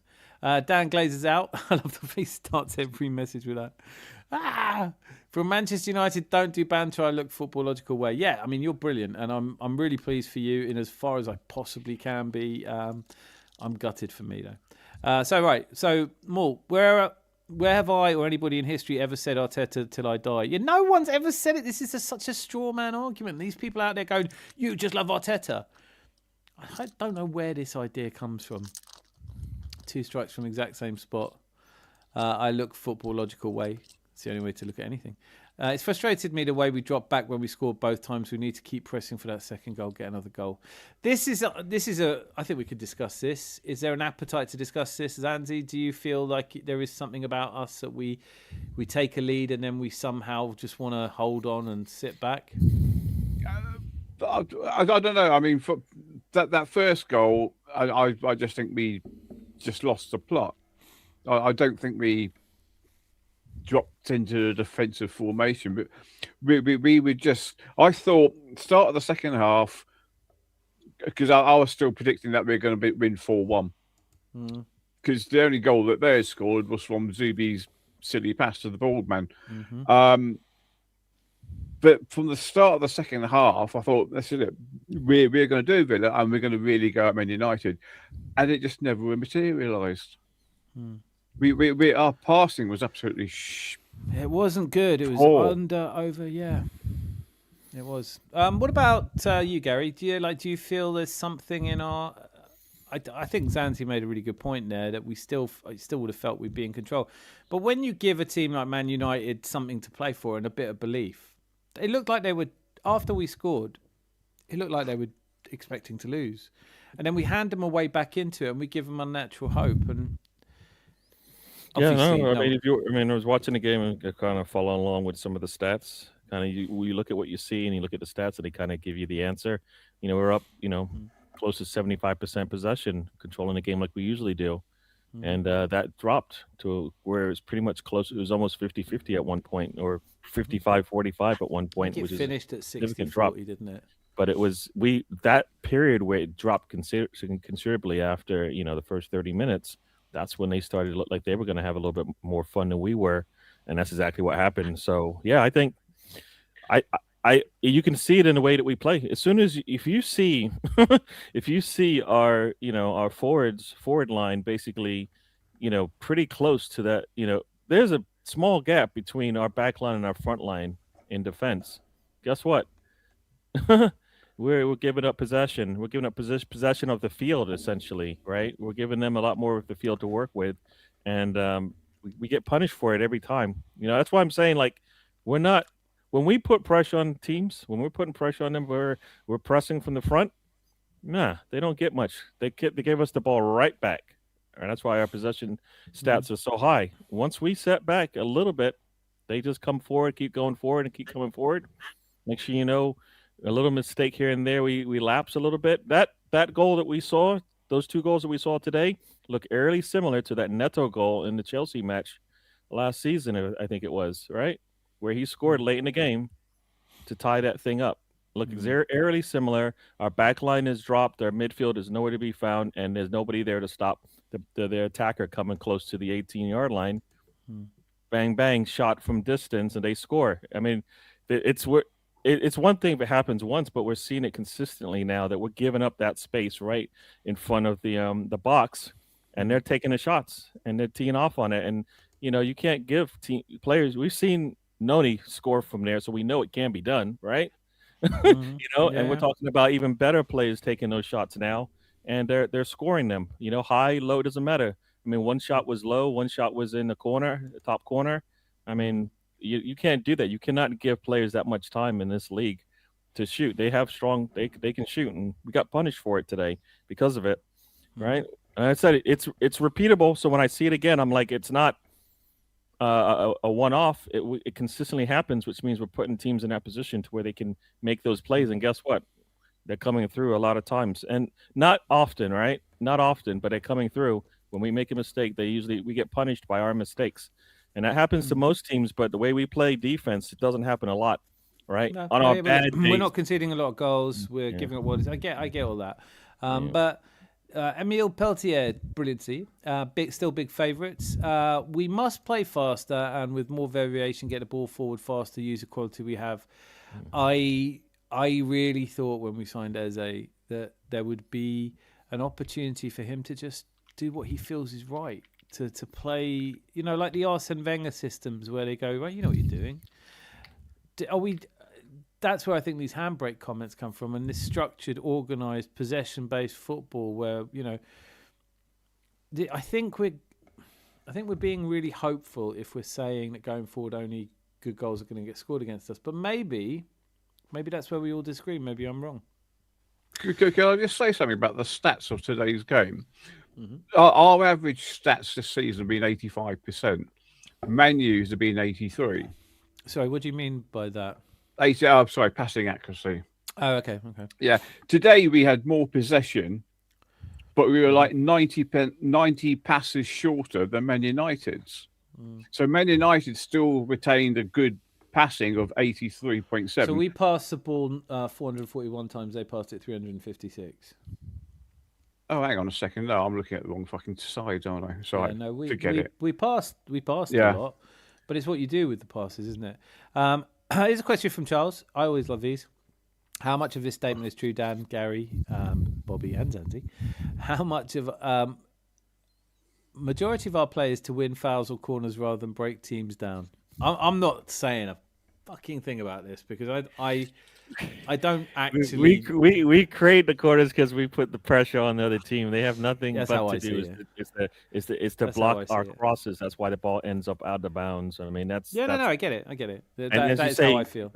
Because we have so many corners, we've gotten good at it. That's not our fault that they can't defend it as much. But we're not playing for corners. I'd rather put the ball in the net the first time. I would love to see. Listen, I bet on corners. I'd love to see us go for more corners. We don't get as many corners as people think we do. It's part of a narrative. The narrative becomes lazy. People think it. Man United have scored one goal fewer than us from set pieces this season. So it's not like anyone's talking about them as a set piece FC. Okay, so maybe on another evening, I need a bit of decompression from this weekend. My teams went 2-3 with wins this weekend. This game being the most frustrating. Yes, Eze has been rubbish as well. Chris Antonio, I can't remember if I said hello to you, but it's great to have you here. Hi. And Eze hasn't been great. Miss, where we got? I'll be dropping off this soon since it's just frustration and more frustration. I can't say anything to keep you here if it's going to be this.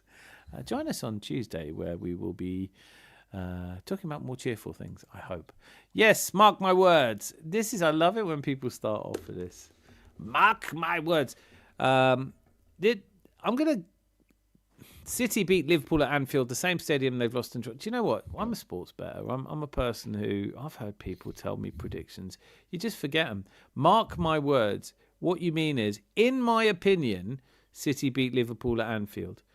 I don't share your opinion. Time will tell. If you do think that there's a reason, if there's a reason you're confident City beat Liverpool at Anfield, maybe it's because Liverpool have been playing dog shit and lost to Bournemouth yesterday. Maybe you think that City are resurgent. Whatever it is, I'm not interested in the prediction. I want to hear the workings out. This is the problem I have in football analysis, football punditry. People feel like they just come on and go, "We'll never win the league," and then you say, "Well, why do you think that?" It's because, "Well, I just don't think we'll win it." And you go, "Well, then it's not an important opinion, is it? It's not worth sharing. You're allowed to think it." I'm not going to try and talk you out of it, Makuzi, but you have to explain why you think that City, who've lost 5 games this season already, will go to a stadium they haven't won at, even when they were winning 4 Premier Leagues in a row, and win. You have to give me a reason to understand. I can't just go, well, Makuzi said, mark my words, so I have to, mark my words. You don't know. Odegaard needs to be dropped. I'm sorry. Don't be sorry. Rice, Zubi, and Odegaard simply not working. Rice and Zubi are this one makes me want to come to you, Bobby, because of what you were talking about in the Inter Milan game. Because look how quickly we've all forgotten the Inter Milan game, right? People are ready to say things don't work that have worked to get us to the top of the table. How do you feel about that comment? It's absolutely madness. I think we've got to take this in. I keep on saying this. I think this game's provided. We've gone under certain games and we've had massive overreactions. I think losing to Manchester United, and I know all of you said you don't hate Manchester United or the fans.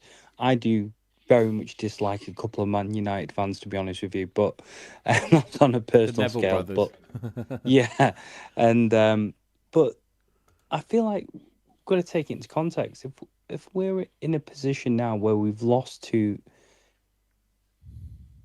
it's hard to say this, but I think this United performance and the one prior are freak performances under freak circumstances, and this happens across the season.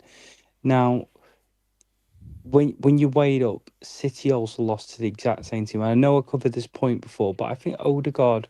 I thought Rice you were doing this by Mendy, stealth. I thought you were going to try and get this point in again. Like it's like yeah, sorry, I've got a tattoo of it coming up as well. Odegaard, Rice, and Zubimendi are an incredible midfield. And I think people need to remember that Zubimendi and Odegaard have a lot of history.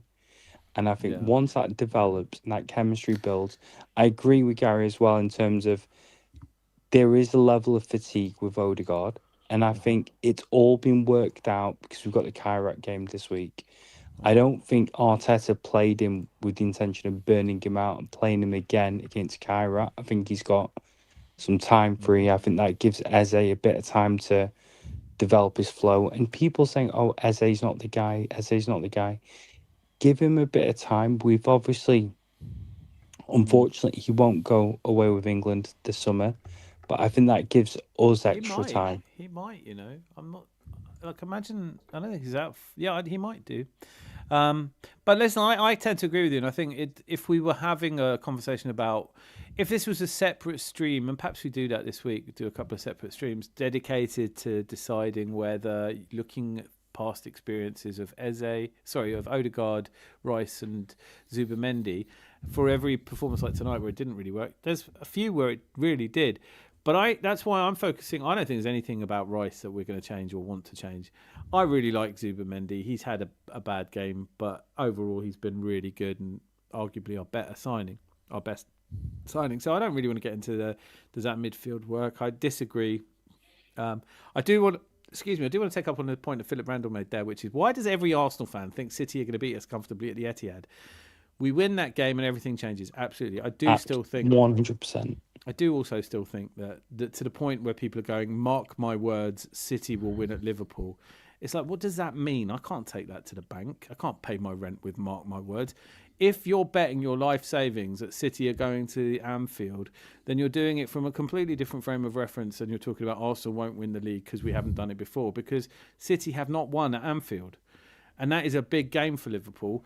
And I don't know who's going to be in charge. And obviously they played like dog shit yesterday. But to predict that City go to Anfield and definitely win, I'm not even sure they beat Spurs. But to have the conversation around the midfield, I think requires us to be more level-headed and look at the times it's worked really well. And obviously something's worked really well. We're top of the table. But we can definitely have the Odegaard conversation now, can't we? We can definitely. I'm pretty confident that City will beat Spurs at Spurs. Well, they never do. That's their bogey team. I mean, if you're looking at past performances, the game that they don't look forward to playing Spurs. They've got 1.2 point average from the last 5 trips there. So a draw is predicted with that one. I predicted that Spurs and Liverpool will both get a draw against City. So now they're only 2 points from the next two games. It takes a lot of pressure off. And Bobby, like, I completely agree with you. If this was just us and Villa, I'd feel a lot calmer about it. But I don't like being up against. I'd want this to be a 2-horse race by now. I think there's a couple of things as well. Like when we look at this and from a wider picture, I think we've got to bear in mind all the scapegoats that everyone's placing in here. They're saying Odegaard shouldn't have played. He needs to be dropped. But then no one's screaming out for Eze. They're saying he's been a disappointment. Then if he played Mourinho like he did earlier in the season and we lost to Liverpool, so why did he play? There's not it's like Doctor Strange. There isn't an instance whereby he can keep everyone happy. All of these are very minor differences. But then they say, oh, Arteta's not good enough. So however you maneuver these like a Rubik's Cube, it doesn't make I don't think it makes a huge difference. I think Eze coming in might make a minor difference, but I think it's just a case of... No, I just think we've just got to accept that this is one of those days, and it might, worst case scenario, it's one of those seasons. But I still believe we are stronger than City. I think I'm going to say it here, even after this game, I think we win this league. I really do. Yeah.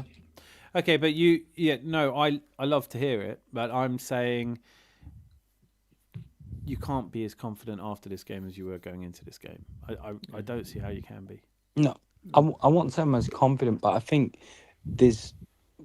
I talk about the emotional dump at Inter, but that emotional dump at Inter also gave us some advantages over City because they're now having to play away games for the second leg. If you look at the fixture congestion, once they get into that, they might actually have to pay an extra leg as well.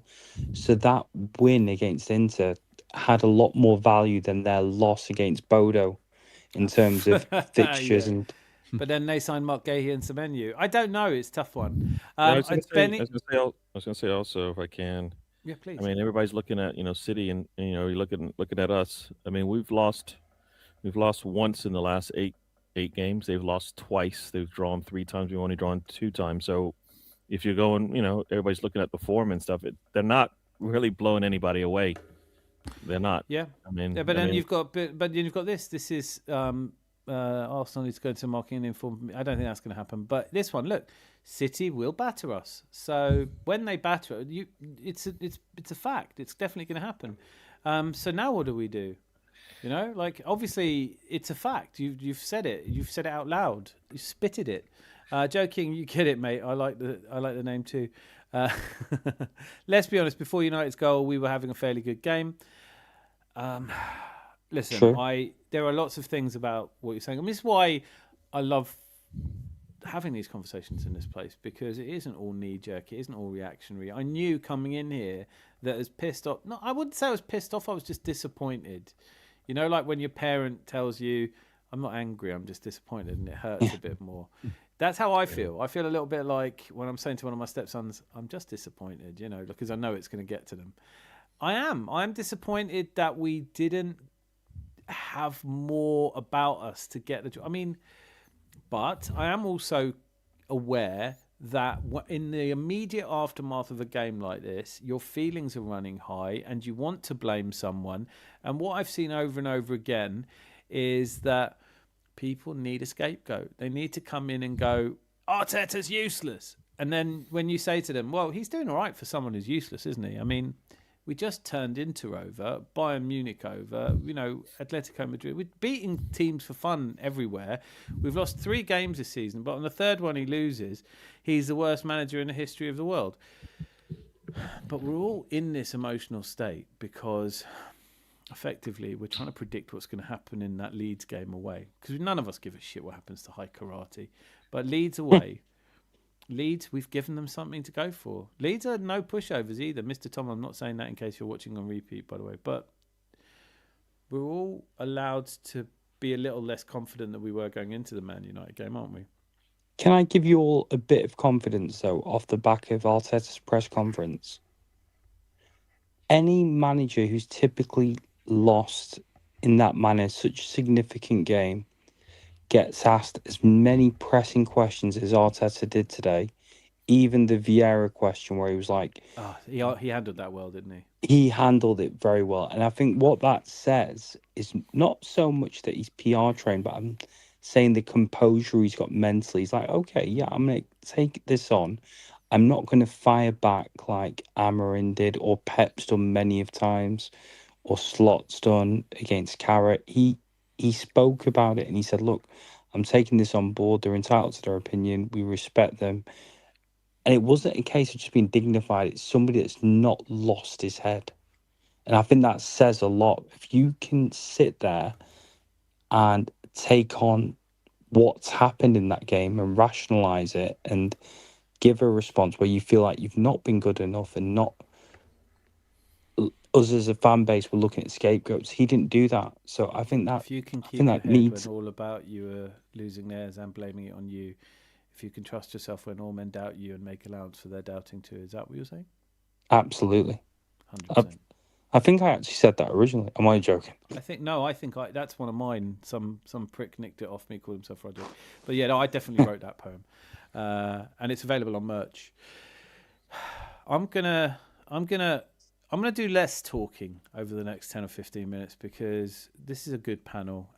But I do just want to go through before I sort of open it up to you guys to say what's really on your mind.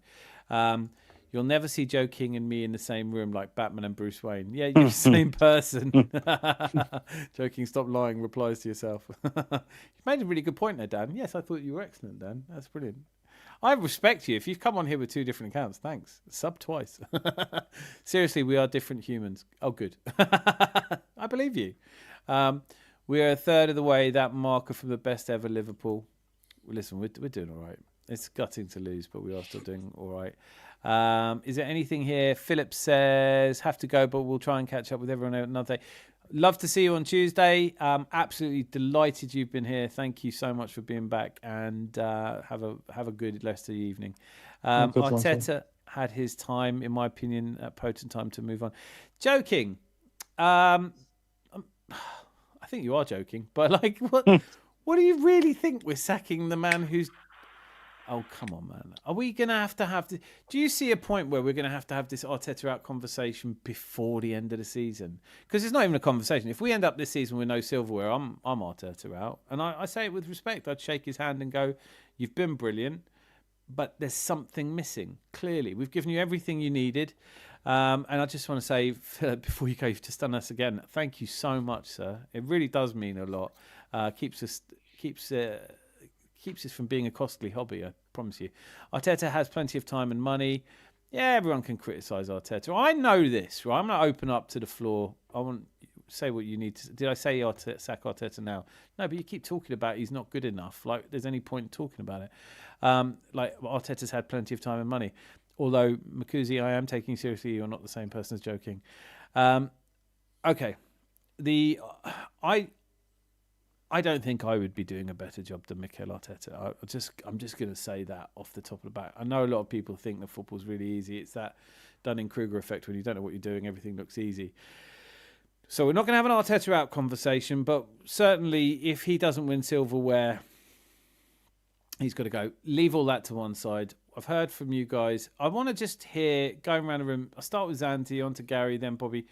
What do you really want to talk about? What is it that you really want to say to the audience, to people listening in the bar today? Zanzi. I feel really sorry for our trophy cabinet cleaner who was sacked a few weeks ago.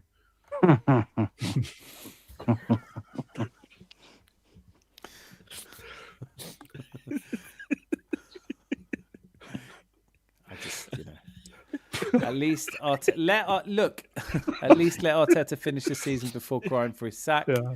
Makes sense, doesn't it? Quickly get Bobby, get Gary to say something while he can't. Yeah, Gary's on you. I'm going to go and get another cider. It's a 3-cider day for me, I think. Hang on. Oh my god! I don't know if I can top that, Zanzi. You got me there. I don't think I got anything better to say than what you just said. Yeah, it's disappointing. That we don't have a guy that can clean out the cabinets now. That the season. I guess the season's over, so I guess it doesn't matter, does it? Right? I, I like to, like I said, we've had these 3 game stretches in many a season. I like to believe this is the 3 game stretch, so we shall see. We do need to respond. I expect the team to respond like they have done all season. Nothing else to expect there. Will the defense look the same? I doubt it. The way that Gabriel was reacting to what was going on out there, I have no doubt that he will definitely not do that. Rice hasn't been happy for a while, so he's going to come back and respond. So I think as a team, it's gonna look different the next time we go out there and play in the Premier League. Leeds, we should be able to do the business against them. We've got the team to do it, so I don't expect us not to. So hopefully that gives somebody, if you don't have faith, I think we should. Can we play like that again? No. Our team's going to be able to hit those type of shots on us every game? No. So you know what? It just came at this time. Everybody says we're not going to win every game. Then when we don't win every game, they complain. So line, which is it? So I love this though. It's- Did I it's say just one- sack Arteta now? Hang on, let me find what you actually said. Well, up here you've said Luis Enrique said he wants a new challenge, and Arsenal certainly need a challenge. So we're chatting breeze here, are we? Here, Arteta has had his time. We have been patient. Time to move on. So you said, Joe, I'm just quoting you. If in life someone can make you annoyed by quoting the things you said, maybe think before you say the things you said. You said it's time to move him on. Do you mean time to move him on another time, or not time to move him on? What are you talking about? Because now you're saying, did I say sack Arteta? Because saying it's time for him to move on, do you mean it's time for him to resign and want to move on? I don't understand. Help me understand you. I'm trying to understand you. Did I say sack Arteta? No, you said no, it's time for him to move on. City and buying, so why can't we? Eze and Odegaard are clearly not at it. Who'd you sign? Is there a player out there that you bring in? And I don't know, man.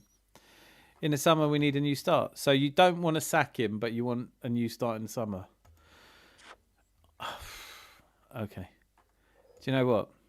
It's my fault for reading some of these comments out. These same man telling me he wouldn't ever finish higher than 4th. It's the same pricks tonight that are on the streams all over the place. Thank you for being here, by the way, everybody who's here, because you could be listening to somebody go, I told you so. This is a top 4 battle now. Arteta's going to kill Gunnosaurus. There's going to be a nuclear explosion. It's just people who prophesying doom. I love economics, right? And there's a saying in economics, which is economists have correctly predicted 5 of the last 2 recessions. If you spend your life predicting shit's going to go wrong, you can't be wrong forever. But we are still top of the league. We're 4 points clear and we're winning the league, right? Is anyone among us that doesn't think we're winning the league? Should we have a little straw poll? I think we do. Yeah. No, I thought we all think we can win the league. Can I ask you all kind of an offbeat question? Yeah. If we were to sack Arteta, Oh, yeah. just say in a parallel shift, and does Fabregas win us the title this year? No, stop it. No, Chelsea player. Can't have him. So who is everyone clamouring for to Jose give Mourinho. us? No, Jose do you know Mourinho. what? And Anthony, if you're still here, I'm looking at you on this one, son. It's the easiest thing in the world to say sack the manager. And then as soon as you go, okay, all right, take that seriously. Right, who do you want to bring in? They go, well, it's not my job to work out who we bring in. You go, no, but it's fundamentally important, isn't it? And then they always go, if you're in a bad relationship with a woman, you don't have to have another one to go to before you get out of that relationship. I go, no, but in this context, what you're talking about is not having a girlfriend, is not having a manager at Arsenal Football Club. Is there a world in which if we just didn't have a manager, we'd be doing better than if we have Mikel Arteta, given that all of the players in the squad signed to play for Mikel Arteta and all of the players have signed contract extensions, and barring nights like tonight, where there will be some stern words, I hope, in that dressing room, people will talk to each other and say, what the fuck happened today? And let's make sure we bounce back. And the histrionics at this club are just never going to go away. I think we have to create spaces where intelligent people can converse, and unfortunately you can't keep out all the noise.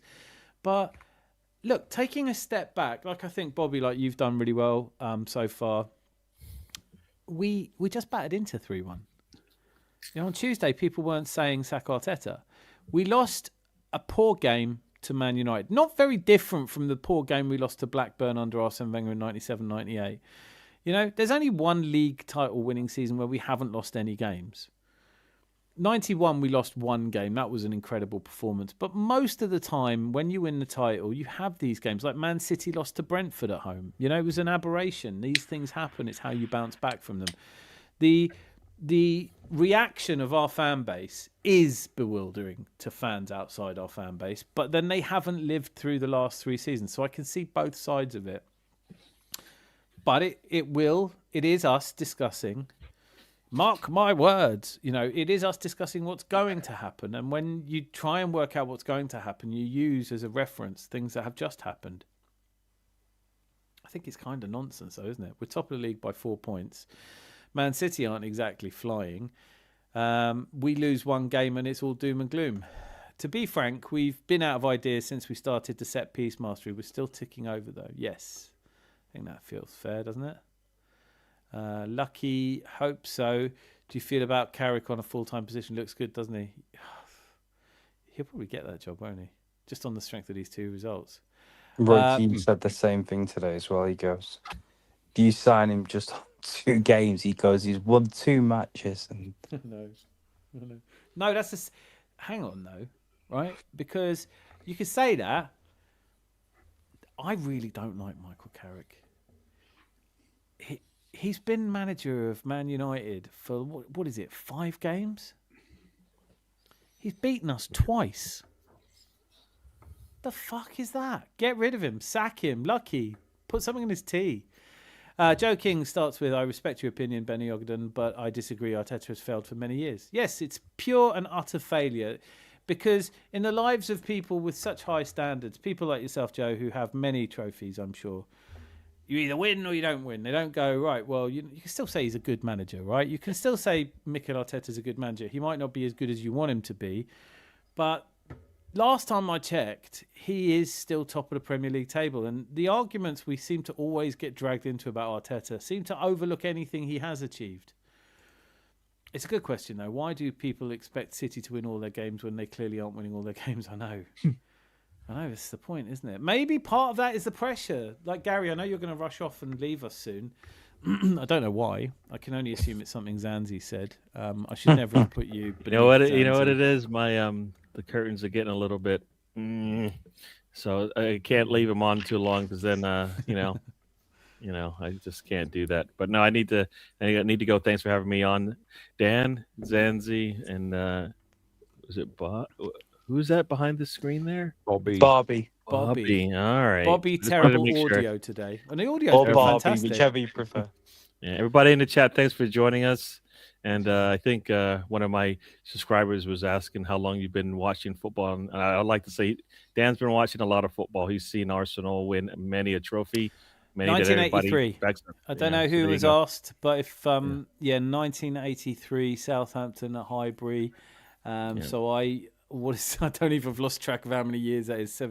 43 years of watching football. Cool. I don't get in all these up and down moods the same way young people. All right, thank you again, Dan. Everybody in the chat, enjoy, be lucky, and be nice, and have a good football chat while I'm away. Thanks, guys. See you Tuesday, hopefully. See you, Gary. Take care, Gary. Have a good one. But now, Zanti, you're all right to be deflated now. Yeah. It's not the same, is it? No. I'm going to put myself in between these spinning discs of wisdom that you two represent. Should I go through some of the comments, or is there? I don't want to. I know that it's difficult reading out all the brilliant comments and allowing you all time to speak. I'm just going to quickly pop on what Bobby said about if Arteta was suddenly sacked. Oh right, yeah. Who would you go for? Luis Enrique. Next question. Who? Luis Enrique every day. I want Luis Enrique. They were saying Cesc Fabregas. No, that's just nonsense. Cesc Fabregas. No. Don't be silly. I don't I want to go don't to another. Think there is an option next... out there, to be honest. There isn't, because I don't want to sound Arteta sexual, like an Arteta obsessive or anything like that. But I think the Arteta to anything else, there isn't a proven entity that's for sure that's going to win at you. But I think Yeah, when Jose you've Mourinho, he endured wins so everywhere he goes. much, why on earth would you give? Don't get me wrong. I think, who knows?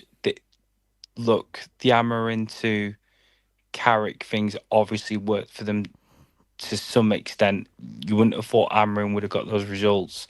You wouldn't have thought Fletch would have got those results, and something's clicked for them. Would have Fabregas, and I am just putting it out there as a devil's advocate opinion. Yeah, well, you can take it back. It's a silly one. The I don't think it works. I- I'm a huge Arteta fan, but I think there's people in here that would think if Yeah, you there's people- shocked the team into a run of results that win them the league, yeah, that's how kind of. could you show imagine me a how gutted precedent you for would that. be? You got Show me- sacked I'm with looking 4 at it points from a holistic point clear of of view, Man right? City. It's not happening. So it's like Marvel when I used to buy And comics. this happens. But when I used to buy comics, right? The Marvel series has a comic series called What If? What if Spider-Man fought Wolverine? What if, like, show I me a can't club. hear you, Dan. Have I lost you all? No, I can hear you. Okay, thank God for that. Bobby, Might I just be me needing to refresh. bad audio, Bobby. But I'm going to address his point by saying I'm not happy to talk about the possibility of Arteta not being our manager because it's like the most pointless thing to talk about. Even if I was one of these people. Can you hear me now? Hear me I now? can. Apologies. Sorry, I was No, just it's all right. talking over you then.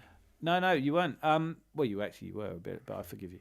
So the point is this: look, it's just such a. The Marvel universe used to have a comic series called What If? What if Spider-Man fights Wolverine? What if the Yeah. Avengers all had different superpowers?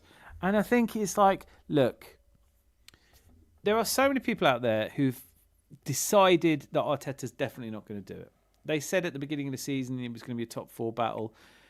They find it really difficult to give him credit for being top of the Champions League, top of the Premier League. They say he doesn't take the cup seriously enough and he's been to 2 League Cup semi-finals in 2 years. The kinds of things that Unai Emery would be held aloft for. This idea of if we're having a conversation about Arteta going, it isn't likely, possible, or really intelligent to sack him with 5 months of the season to go. We just see how we are at the end of the season. I am saying now, though, I will come out and say this. I will think his time is done at the end of this season. End of conversation. I don't see what else I can say about it. When people want to say, if you ask me, if Arteta quit to take the Real Madrid job, not that he was sacked, but he just went, I can't turn this down. I really don't like Arsenal and I'm fucking off. I've done all I can to keep you back, but I'm going now. Then for me, the manager out there I've always wanted to see how good he'd be at Arsenal is Luis Enrique. But he doesn't come with a guarantee of anything. Managers don't come with a guarantee of anything. Don't forget, I watch a lot of Bayern games. Up until Tuchel, I was pretty much a Bayern fan, as well as an Arsenal fan, but Arsenal first. When Nagelsmann was sacked, it was a similarly stupid thing to do. Nagelsmann was second in the league, but they still had the Klassiker to play against Dortmund. He was in the quarterfinals of the Champions League, and they sacked him, and it didn't go better for them, just for the fact of bringing Tuchel in. The current England manager, the best manager England could get. So this is a silly point, and I thought we'd got behind. Whether you think Arteta's going to win the league or not, we'll find out in May. Wait till May. If he doesn't, let's sack him, unless, of course, he wins the Champions League or everything else. And then we'll have a conversation. But it feels like the same gloomy bastards want to have the same conversation about how he's not good enough now, because they're deeply worried that they might be proven wrong. There's no point in us deciding who's going to win the Leeds game, having an argument about it. We have to wait and see. There's not enough wait and see in football. I don't know who replaces Arteta, but one of the things I think of, which I don't hear talked about very much, is all of these players signed because they bought into Mikel Arteta's vision. Not necessarily saying that's the only reason they want to play for Arsenal. I'd get crucified for that. But he's the one that sold them the plan and how they were going to play and who they wanted. To suddenly just get rid of the manager, I don't think the players are clamouring for that. I don't think the players, because we lost one game, can be said to have stopped playing for Arteta. So if the players haven't stopped playing for him, the board still like him. What are we doing? We're just having a conversation for the sake of it. The stadium was full today. It might have been nervous and full, but there are still lots of reasons to believe that we're going to do this. I agree with you wholeheartedly, obviously, and I'll just put it here, just to play devil's advocate, because we both do this. Yeah. If we're going through a run of we've got what now, 15 games left in the season.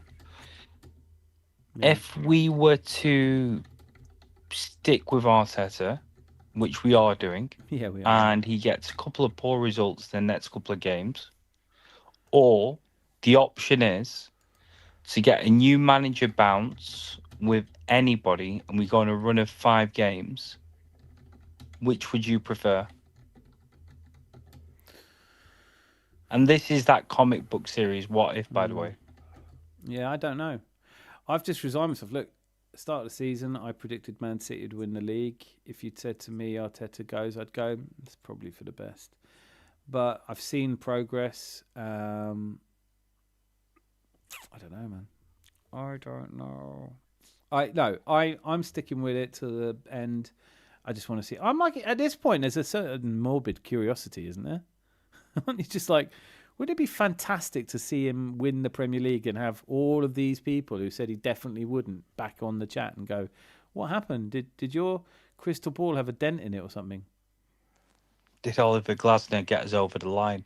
No, fuck off. The parallel Yeah, I hope so. universe, whatever. No, but you could argue for someone like Carlo Ancelotti or, that kind of Chelsea mechanism where they bring in, oh God, what was his name that won the Champions League, the first ever Champions League? Di Matteo. Roberto Di Matteo. Yeah, maybe it can happen, but you don't. Listen, I say this a lot because, I've spent time, owned a gaming company, spent a lot of time. I like betting on probabilities. I've assessed probabilities to the best of my ability. The battle is not always to the strong and the race is not always to the swift, but that's how you bet. Right now, if you're a businessman, you keep Arteta. I'm going to try and work out, can I, I'm going to try and work out a poll on YouTube. I have no idea how to do this, but I want to rattle through some of these comments. And then I've had some guidance on this. Go watch the stream on YouTube, then press the plus button. It's all right. I'm going to try and work out how to do a poll because I think we want a poll. But I'm also going to go through some of these comments because I genuinely want everyone to get their say. Boy Tendia, league is tough. Everyone will lose a game here and there. Everyone will draw a few games here and there, and it's not easy this season. City had it very easy this season, so they won in the competition. Like I said, we have to wait for the end of the season, then we have to judge them better, 100%. Centurions and all that. Right, this not time to give up. Lucky Singh, thank you. Hold up, Salah had like 20 goals this time last season. Liverpool was scoring goals. Fair. Joe King gets it. You two are the same person. Leon Davis, Villa have easier running. No, they don't. No, they don't. Statistically, no, they don't. No, they play more teams that they get fewer points from. I can give you the exact numbers on that. Takes the words right out of my mouth. You too, play. Either get a room or you're the same person. It's a safe bet for Arsenal winning the league. All this other stuff is just fluff. Thank you, Boy Tendy. You always keep me.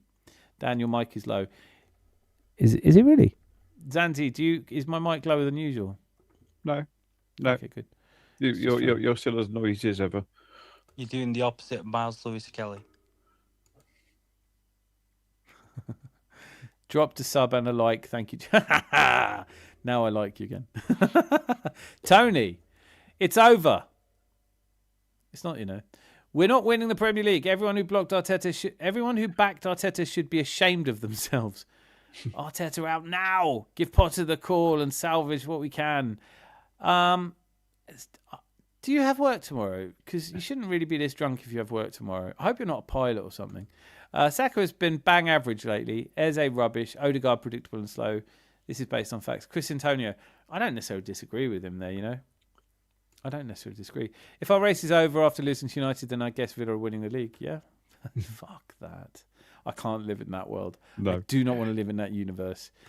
Is this manager out of his depth in the deep waters? Probably, because he's never been here before. But I think everyone is until they win one, right? It's very hard what he's doing. Thought Gyökeres looked all right when he came on. All right? I don't know, actually. Gyökeres looked good, to be honest. I've caught up with... Oh, my God, look at this. Either because you guys have stopped writing because I've stopped reading out or because I've just read through. Did he actually just say that? He didn't, did he? Sack Arteta mid-season and get Potter in. I know, it's brilliant.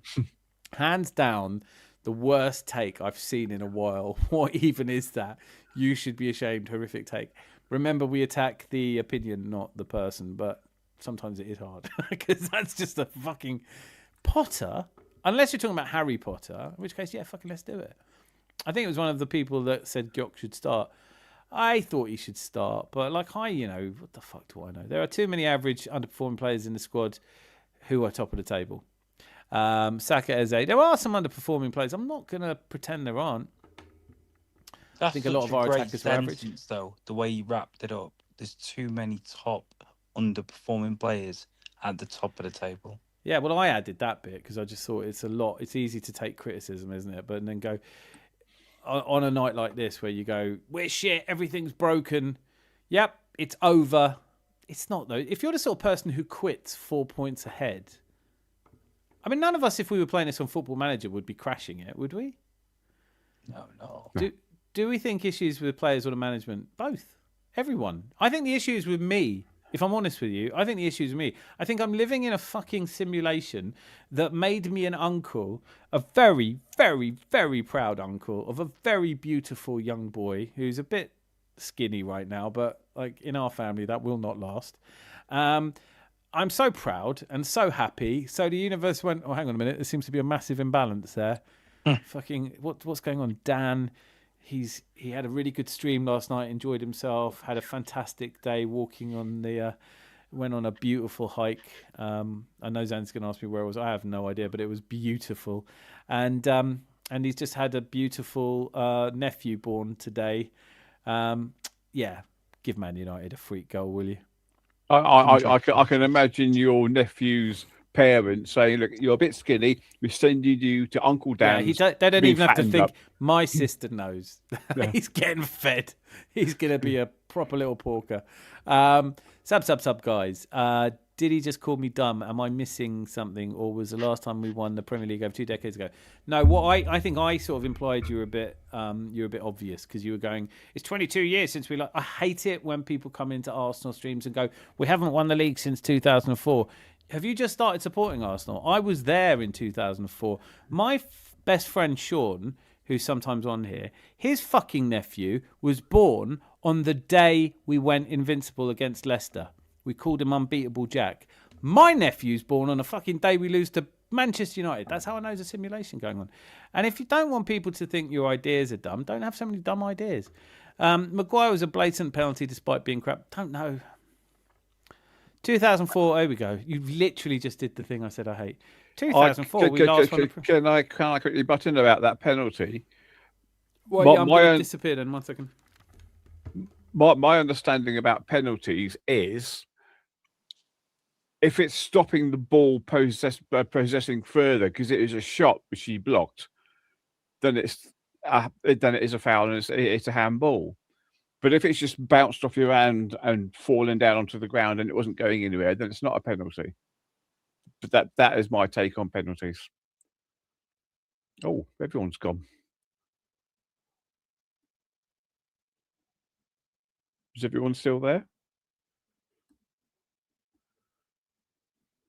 Am I on my own? Can anyone still hear me? I don't know what you've done to Bobby. Like he's back. There he is. Oh, I thought I was on my own then. You were. You literally. Well, there's people in the chat you could have talked to, but United weren't even in the game until we gave them a goal. Disgraceful performance. I don't like the word disgrace. No, I don't like it. I think people use it too much, but I understand you're upset. Man said Potter. I'm still giggling. Brilliant. I know. Could you imagine us singing a song about Potter's arm? Oh, shut up, everyone who said Potter. Joking. Who called you dumb? You're the smartest person in here. Signs are that there's one person talking to themselves. Please talk about Jesus. Let him start from the subs bench from now on. Yeah, I think. Is there much to say on that? Either of you two? I thought he had a very poor game, and I thought Yoka was played quite well actually for the time he was on. Yeah, I agree with that. I just think he played incredibly well midweek. Yeah. He scored 2 incredible goals. Gyökeres came on and scored. It's hard to develop an argument. I keep on saying the same thing. The Inter game wasn't a week ago. it was a few days ago and he scored 2 goals. And same again with Gyökeres. There's not there's an argument either way, isn't there? You can't we can't immediately say, oh, the team that was top of the Serie A, he's suddenly gone rubbish after scoring a brace against them and coming off. I do find it funny though, in the fact that Jesus played straight after scoring 2 goals, but Madueke didn't play straight away after scoring 2 goals, and Eze didn't play straight away after scoring a hat-trick against Spurs. You're right. Cause I think it's a bit of an oversimplification, though. I think there are a couple of things happening at once here. One is that, yes, Jesus scored 2 goals, but also no one's been that impressed with Gyökeres so far this season. So I think it was just a natural that being dropped, maybe. It's so crazy how the narrative changes over such a short amount of time. Like, I was listening to the Sky Sports punditry. A few days we were talking about what a dream scenario it is that you've got 2 strikers who can score. I know. But you get swept away with things like that. If you look objectively at our 3 strikers, we've got Gyökeres, who hasn't been what a lot of the people who never saw him play thought he was going to be. And it probably was never even possible. I don't think anyone could be that. Then you've got Jesus, who, as much as he looked good against Inter, we know that you don't get 10 games in a row out of him. He's not a prolific goal scorer, and he never has been. And then you've got Kai Havertz, who may not play again this season. I don't know. So would really rather we had Victor Osimhen on the bench, but we don't. So it is what it is. And with all that being said, we are still top of the table. Stop being so negative, Bobby. I actually had a dream transfer request for this window. Who's It that? was the mysterious Mr. Prowse, Mr. Ward Prowse.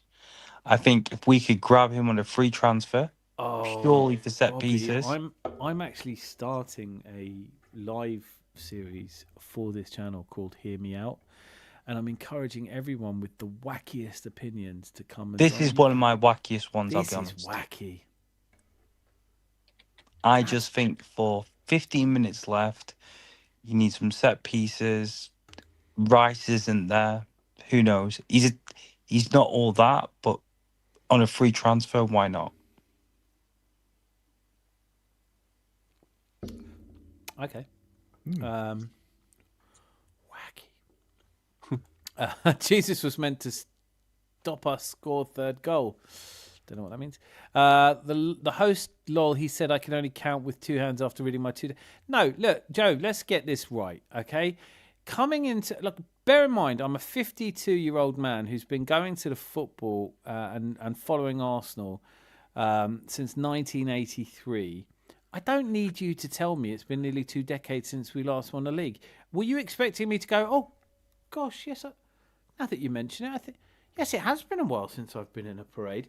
And then when you follow it up by saying 22 years is 2 decades, I know that as well because 10 years is a decade. So you're not, that feels like a dumb thing to say. I'm not tracking that one back. Say something I don't know. I'm just surprised that we haven't gone unbeaten again since being unbeaten. Yeah. I thought we would. 2005, I don't think we were that bad, actually. I think we might have been almost as good in 2005. It just didn't happen because Chelsea. Cunha, Bruno, Fernandes, Lissandro, Martin. I know Red Eye Gooner, if you're watching this in repeat, I know you don't come on as much as you'd like to. We miss you. He was begging us to sign Cunha, and when Cunha scored today, I was like, there's one for Red Eye. If only we'd signed him, he wouldn't have been able to score against us. Opposed to who? Madueke? Would you all take that now? No, I think Cunha was ahead of Madueke for me. Yeah, of course. But even now, when you look at it retrospectively, would you take Cunha over Madueke yourself as well as Anzi? Yeah. I would. Well, maybe not because personality. It's a difficult one. Joking. Merely making a factual statement sounds so like, but I was just saying a factual statement. It's like saying, when the sun comes up, it gets light. There's a time and a place to state the bleeding obvious. Please don't do it here. That's all. The arrogance of Arteta not to prioritise a striker after Aubameyang left is mind-blowing. And yet, Mortlake, Texas, we scored 91 goals. This narrative that we always need a striker to get goals, when we scored more goals under Arteta than we ever did under, well, Arsene Wenger or Emery. Dan, I think Gabriel Jesus, Rice, Supermendy will have hard talk tonight about the third goal you gave to us. Yeah, I think it's just one of those. I think there was just sluggishness and tiredness. It's okay. I'm an older fan. I get to see us win Premier League titles when we had proper mentality monsters like Vieira. Yeah, mate, I was at every one of the home games for the Invincibles.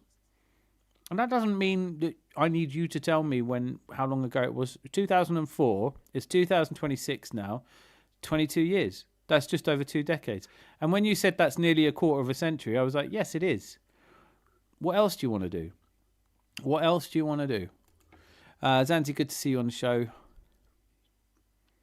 Yeah, always. Yeah, but if you don't follow Mikel's instructions, you don't play. That's why it's always different you play. You know what? Social, I agree with that. But that is kind of what being I think it was probably the same. It's definitely the same for Pep Guardiola. Do either of you up here with me think that Arteta is too rigid in that sense? Nope. Yes. 100% nope. Oh, there's a heated debate coming. Sorry, we Bobby, go scored on. Sorry, mate. We scored 2 goals today. We conceded 2 wonder goals. If we were any less rigid, would we have conceded more and lost by a bigger margin? That's what a less rigid team does. Okay, it's a really good point. But I feel like I have to say what you just said is impossible to contradict. However, I think it's more a reflection of the way we score goals. We score goals in a very pedestrian... Like the Cunha goal and the Dorgu goal, we see them once in a blue moon. We saw them Madwecki at Club Brugge, didn't we? People don't take shots from outside the area. And I get it because it's statistically a thing to do, a stupid thing to do. But at the same time, we don't play with the flair that I think most of us would like. Because there's a risk to that, right? Yeah, no, you're right. You're right. Of course you are. And it's one versus the other. We have a manager with an idea of how to play, who is a bit of a control freak, who does insist on his standards and values, and it has taken us to the top of the table. If it doesn't keep us there, he loses his job. So it's on him. If we finish second this season, he ain't going to be here the season after. Can I ask both of you, just an extension onto this, Sanzi, really quickly? By being less rigid, does that mean we ask our players to defend less, our forward players be waiting for the ball? Do we? And I just don't get it. I think when people say, oh, he's too rigid, he's too stubborn, he's too possessive over his control. I watched my son play Sunday League and my daughter today, and the one thing they do is they're told to work. And if you took that out, I promise you, they would have conceded more than they did, because even at a 12-year-old or a 9-year-old girl's level, that happens. It's just crazy. And even tracing back to the Aubameyang comment, where people said, "Oh, he never replaced Aubameyang." He shifted his focus from having Aubameyang, one person to be replaced, to creating the best defense in Europe. So the season we had Aubameyang and he just left, how shaky was our defense? And then he placed everything into DMs. He fixed every single gaping hole in our team. And now we're almost there. The last hole is basically the striker. Yeah. And he's done everything that we wanted him to do. So I just don't get how being less rigid and conceding more makes us a better team. Okay, I think that's a really good point. And again, eloquently put. But I think we are in danger of talking about completely different things and sounding like we're talking about the same thing. I fully agree with you that we are an incredibly hardworking team. A team very much like George Graham. When I watched Rocky Rocastle play for George Graham, he had to do so much tracking back, and you think this is like a flair player. This is like one of the greatest midfield warriors we'll ever have.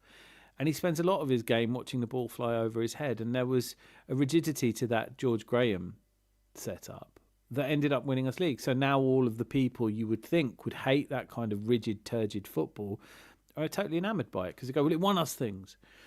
And I think that there is an argument, and certainly, please correct me if I'm wrong, Bobby, but I sense from what you're saying that you're saying, look, really well-structured teams that know what they're doing and play together and work really hard have a better chance because they're built on the foundations of good defences, evidenced by the fact that we don't concede many goals. Even if we are talking about this after conceding 3 goals, you have to look at it and go, that's an anomaly. That is not part of a pattern. That's not part of a plan or a pattern. But most people aren't having that conversation. Most people aren't invested in that conversation. They just feel really bad that we haven't won the league in 3 or 4 years. They're sick of getting bantered by their friends. And they're looking around for why this is all happening. And the easy explanation is some of the things that don't stack up to scrutiny. So talking about our rigidity, when we beat Inter Milan 3-1, I don't remember anyone saying too rigid. You know, Absolutely, when we beat Bayern yeah. Munich 4-1 at home, or 3-1 at home, or when we beat Tottenham, no one was saying we were too rigid. I think that when players, there is a rigidity to it. I do think Odegaard is doing everything he's asked to do, and sometimes that, you know, that possession-based football, it's a bit sideways. It's not quite risk-taking enough. We are risk-averse, but risk-averse is not necessarily bad. But when people talk about rigid, what they're talking about is tonight's performance where we didn't have flow, we didn't have movement, we didn't have running, we didn't seem to know how to break down a low block. We didn't do any of the things we most often do typically well. So something has to be to blame, and it is always going to be Arteta. And when you don't really know how to explain why we lost to a Man United team that's resurgent and just beat City, and there's an explanation in that in itself, when you don't really know how to explain how we could lose to them and still beat Inter, you come up with these things like he doesn't know how to, like we don't feed the striker, and you go, well, what stats do you have on that? Well, I don't need stats. Or, you know, he ruins forwards. Look what he did to Aubameyang. And you go, okay, but all of that does not explain how we're 4 points clear at the top of the table. And there are not teams in that. We're not scoring 1 goal a game either, just to be absolutely clear. We do score goals, and they're not all from set pieces. But these become the narratives that we have to deal with. And so rigid just seems like another way of saying handbrake on. And it didn't make any sense when people talk about handbrake. It doesn't really make any sense about talking rigid. If people want to talk about whether Odegaard's in the kind of form I'd play him, I think there's a valid conversation there. I wouldn't be playing Odegaard in the next game. But like we've already touched on, who do you replace him with? Because Eze's not looked good either. Zanzi, Who do we place? I don't know.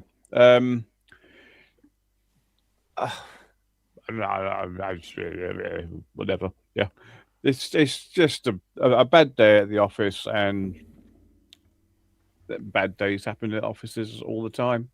of course I do. No, I completely agree. I think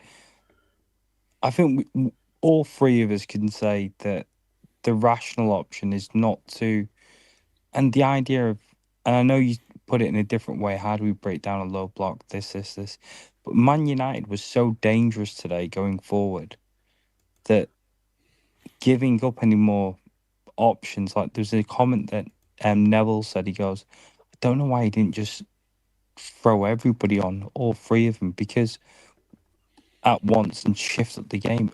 With a few minutes left to go, we rescued a point from a very bad performance, which changes the whole context. And then obviously we didn't, because we conceded straight after when we were attacking. So who's to say that the margin would have been bigger if we were to be attacking? And obviously we lost, but it could have been a bigger loss, or which is probably the more likely option today with the way we were performing. And that's probably not the most popular opinion, but if we didn't have that rigidity, we might have lost by 5-2. There was a couple of saves that were made, and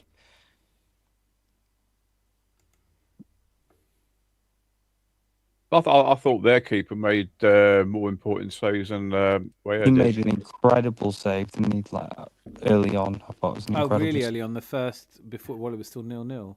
Yeah. It was kind of a reaction save. It was a really good save, but you kind of hope he's going to make it. Arsenal Joker. What about Villa? Great to have you here, by the way. Villa. I think we've all sort of touched on it. Like Bobby, you made a really good point about this. It's like I don't think anyone would be scared if it was just us and Villa. I don't feel like I don't think we can criticise Arsenal for not getting over the line and having bad runs of And then forms. say Villa will win it. I know you're right. Yeah, it just makes no sense. Yeah. Emery's never won the title. He's never won La Liga. He's never won. And He has won Ligue 1, so don't say he hasn't won the league. He's won Ligue 1, with Paris with Saint-Germain. PSG. Yeah. I don't know if you've heard of them. They're a kind of slightly well-financed French team. Yeah. To be fair, he kind of had the toxic version of PSG at the time as well, didn't he? Yeah, it's terrible. Yeah. But I'd like to ask you both a question here. Mm-hmm. We're asking ourselves, Arteta needs to let the handbrake off. Can I ask you, who are these teams that play with the lack of structure that are at the top of European football? Where are they? Ooh. So these teams... Milad, it is a leading question. Zanzi, don't answer that. Mm. It's a leading question. You know exactly the answer to that. Like, of course. Yeah, no, I mean... No, that's a fantastic way of putting it. But within... The first thing I want to say is I grew up under George Graham, was my first and best manager, right? The idea of telling him that he should play without a rigid structure, he would have slapped you, you know? Pep Guardiola has been the most successful manager of this century. And he's incredibly rigid. I mean, he didn't play Thierry Henry for 3 games because he drifted to the wrong side of the pitch. I am really fascinated by differences in managers. I would say to you that what you're describing is the age-old dispute between Johan Cruyff and Louis van Gaal. Louis van Gaal, very much structure. Cruyff likes possession, but likes to roll the dice and let stars be stars. Louis van Gaal doesn't believe in stars. And so what we have now is in Arteta, I kind of feel like he is much closer to the Louis van Gaal model, although he's schooled by the Barcelona that Cruyff created. All of these guys, Fergie, Cloughy, to some degree have a structure. But when you're looking at it, Carlo Ancelotti and anywhere he manages, it's like, I think there's a difference when you're Carlo Ancelotti and you've won literally everything and you're like even if I never win anything else, people are still going to talk about me for years to come. So I think looking at the world now, Vincent Kompany is very much in that structured, possession-based football model. The Pep Guardiola and Arteta and Vincent Kompany are all of the same mind. Maresca's of the same mind. It is the current trend. There was a very interesting Fluminense in Brazil were experimenting with a completely different style of football, which just unfortunately didn't work for them. There is an evolution coming. There is a change coming because change is inevitable. And I don't know what future football is going to look like. But at the moment, yeah, you're absolutely right. No manager is going, just go out there and have fun, guys. So earlier on in the season, when Liverpool were top of the league and they were scoring a number of goals, and they were saying, you score X amount of goals, we'll score more. It didn't last. And look where Liverpool are now at this point in the season. And that's the team that just won the league, so they'd be most qualified to do that. Yeah, but they didn't have a good transfer window. They couldn't get all the players they wanted in. Yeah, James Ward-Prowse didn't arrive. I really want to do a bit of digging into this James Ward-Prowse. That was so blindsiding. I can't tell you, but I do love it. I don't want to talk. Zanti, how do you feel about the whole kind of structured argument at the moment? Yeah, you need structure, but then you also need freedom. So it's the there's a fine point. I mean, I noticed today quite a few times when Raya had the ball and he's looking to throw it to or kick it to, and he didn't because there wasn't anyone doing anything worth throwing the ball out to. So he he had just that one where rolled it left it or looked right. like, yeah. Do you see that one where he rolled it while he was lying down? I like all that.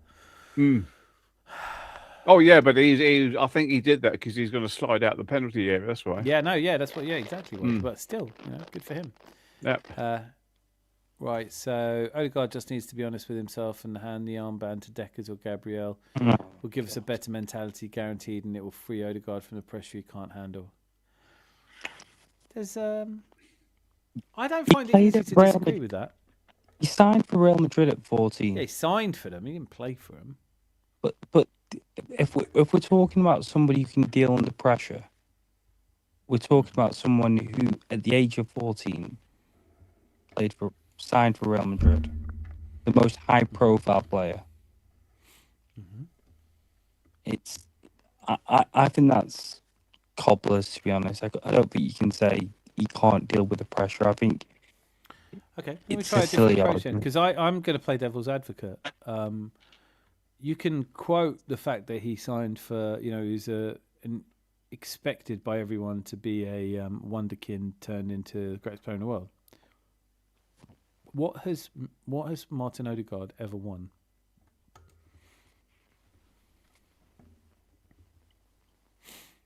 At Arsenal, he's only ever won a Community Shield. Fair enough. But in his entire career, he's won one Copa del Rey with Real Sociedad. Maybe that is what we're talking about when we say he's not coping with the pressure. I'm not trying to disagree for the sake of it. I'm saying I think that's a fair comment, isn't it? But the same team consisted of Isak, also consisted of Zubimendi, also consisted of Mourinho. So that team actually went on, in all honesty, they all exceeded. But I just think the Odegaard argument, when we're saying about, without rambling on too much, but we talk about rigidity and all this kind of stock playing. We've got to understand that.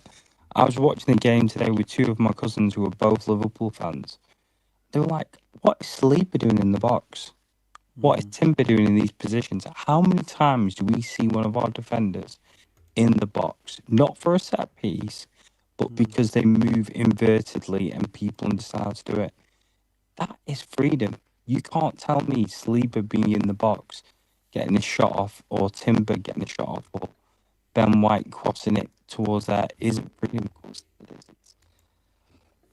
You'll find it very hard to find other clubs that have that many moments of freedom where they can trust their instincts to go like that, as we do. I think your audio's gone. I know you've called yourself Bobby Terrible Audio, but it might be the jack for your. Are you wearing headphones or something? It's proper Dalek. He's gone again. I'm going to read some of these comments. What do you reckon, Zanzi? Go for it. On his day is unplayable. We just need consistency from him. I'm not sure who that is, but I think they're talking about Odie. Yeah, I hope so. Yeah, there he is. Bobby Terrible Audio. Speak. I think it is probably my jack, to be fair. It is, yeah. It is, yep. We've had too many of these days, to be honest. Have we, though? This is where I think you get no sympathy as an Arsenal fan, because we've had too many of these days. We've lost 3 games this season. Is that too many? I mean, isn't that quite a good ratio? We've lost 3 games this season in all competitions.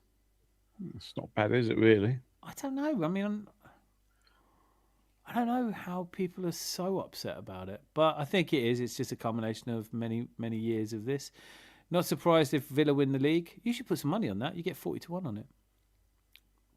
If you genuinely think that Villa were going to win the league, you're going to make bare money. Bobby, are you there?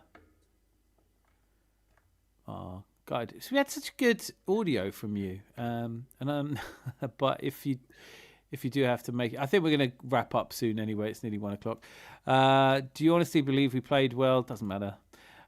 Too many days. What? I know. Clockenders has been there going, God, I thought I enjoyed these games. If Emery wins the league, we just need to shut up shop on the club. Yeah, that's what we'll do. I'll start supporting Rapid Vienna.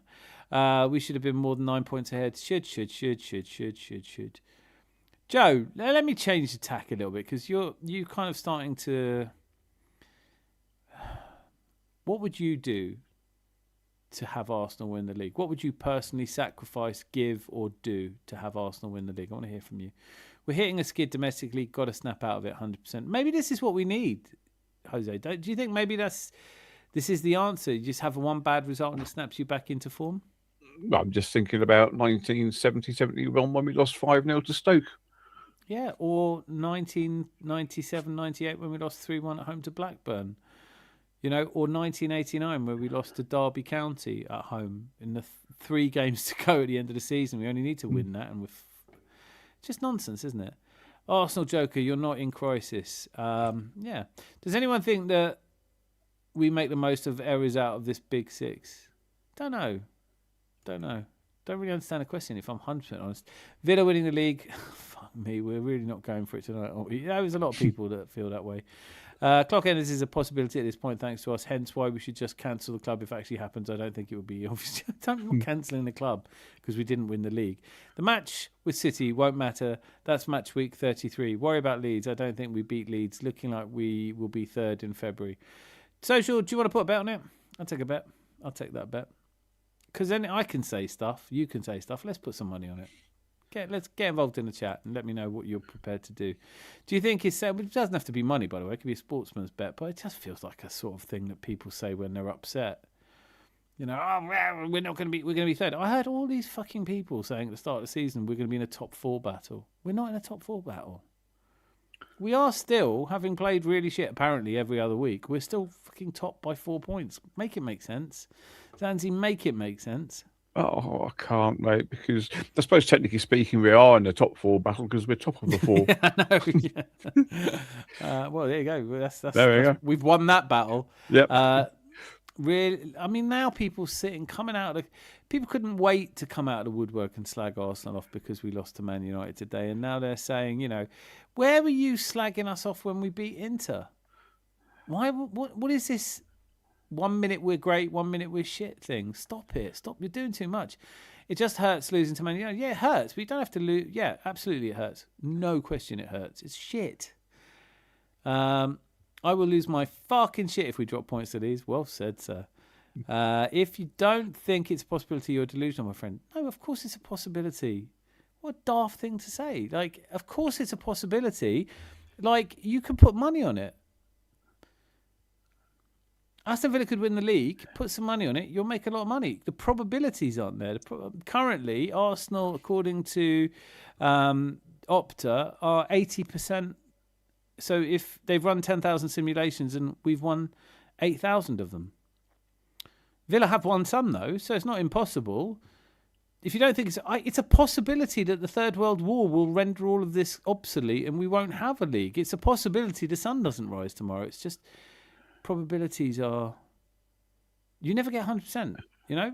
If there's one game to go and we're 4 points clear, we'll be 100%, but not until then. What are the chances Man United win the league? Yeah, less than 0.01%. Yeah, I mean technically they still can because there's still enough points to do it by. Not to be facetious, but Tottenham could still win the league. It seems too easy to go through. I know, right? It seems too easy to go through the middle of Arsenal. They're always miles open in the middle. Joggy, great to see you. But why don't we concede more goals then? Under KSE, we have been poor. It's okay to admit that. Okay. So... have Aston Villa... I mean, it's just what you call poor, isn't it? We haven't been poor. We might not have been as good as you want us to be, but fucking hell. Lol, we've even been more risk averse after the home game. Leopards don't change their spots. We know this, Leopard. Social Jones, I can't disagree with you. Like, if you feel like you've seen enough and you're sure that we're not going to win the league, I'm not telling you you're wrong. But can you at least admit you might be wrong? That's what I'm saying. Joking, exactly, mate. I'm not even angry anymore. See that? You two just get your own channel. Just madness. If we get 4 points in the next 2 games, then Tottenham can't win the league. Yeah. Because they can get hang on, 45. So they can get 53 points in total now.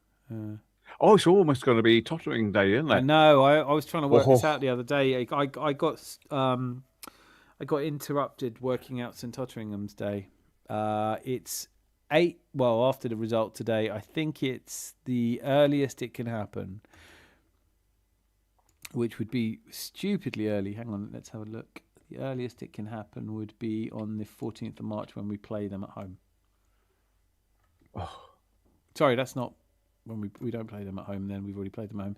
14th of March. That was Liverpool played. They play Liverpool. So when we play Everton at home, by beating Everton, we can secure a 14th of March St Totteringham's Day. But everything has to go our way, and who knows? It doesn't feel like it is at the moment. No, it'll be Sunderland at home, 7th of Feb. What do you mean? Well, our next game is Leeds. No. We can't do it at Sunderland. No, there's still too many opponents to play for. What I'm saying is we are currently... St Totteringham's Day looks like it will be 8 games before the end of the season, which is the 14th of March at home to Everton. Right. So Tottenham can get 53 points in total. Mm-hmm. Yeah. Hey, I'm 45. Oh, I'm talking out my arse now, aren't I? Yeah, you're totally talking out your arse. There's 15 games left. They could get 45 points from here. I know they won't, but they can do. Yeah, for some unknown reason, I decided to think, oh, fuck it, only give them 25 points. So it's 45, so it's 73, isn't it? Okay. No, it's the 8 games to go. It is the home game against Everton, but things would have to go very badly wrong. We need more than a St Totteringham's Day this season, don't we? Oh, yes. There's so many people who are so sure about their opinions. It does freak me out a little bit. I'm glad you're here, guys, but some of you... I said I don't think it'll happen, but it's clearly a probability with our form. Our form is over the last 3 games or over the last...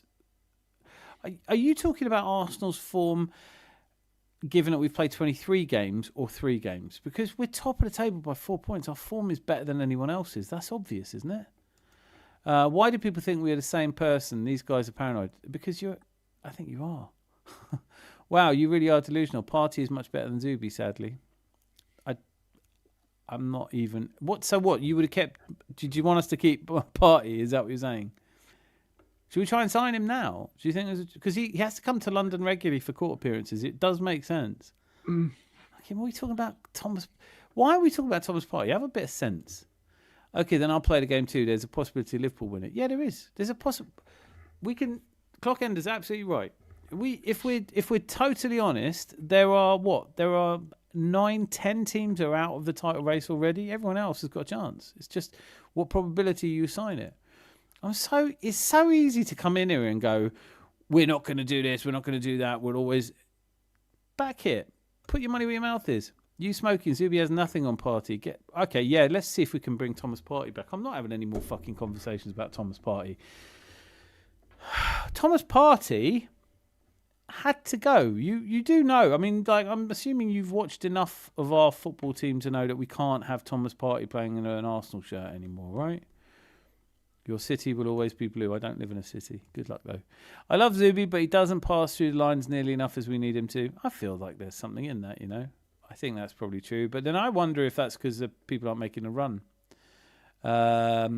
London is blue, but it took Chelsea 50 years to win. Fuck all. Oh, yeah. London is never blue. He's playing for Villa, Real. You've written Villa and Real because he has a case against him and Arsenal couldn't afford the risk. Oh, is that what it is? Oh, I just assumed that he was a twat. Liverpool's fans are screaming for Slot to be sacked after winning the Premier League in his first year, but we are wrong for asking for Arteta to be sacked. Joking. I'm not sure we're speaking each other's language, mate. Arnie Slot. All right, just bear with me for a second. I'm going to speak to you like I think it's going to make any difference at all, and then I'm going to stop. Okay? People are calling for Arnie Slot to be sacked because he spent 400 million in the summer, and Liverpool, as shit as you think we are 14 points behind us. 14 points behind us. And I don't think Liverpool fans liked him that much anyway, but they think he should go because 14 points off the lead in the end of January is quite a distance, and they're not happy with it. That's why people are calling for him to be sacked. We're 4 points clear at the top of the table. Do you see a difference? Can you see a difference? Do you think, I know that you're great with numbers, but do you think that it's more likely that Arsenal win the league or Liverpool? And then let's just stop chatting to each other because it's getting annoying. Showing faith is what a supporter does. Backing an incompetent manager who's a proven failure is blind faith. Save this season, sack him tonight. He's earned this overdue P45 then again. Dr. Seymour Butts, an AFC proctologist. It's just the sort of thing people say, isn't it? You're just chatting it. You know, you're just saying, you know what? We should sack the manager. You know we won't, so it's an easy thing to say. I think I should take over at Arsenal. It's just another thing that people say, isn't it? Clockenders means nothing. Zubi been here half a season already, made double the errors party dad. Also scored more goals. I'm with Rosie.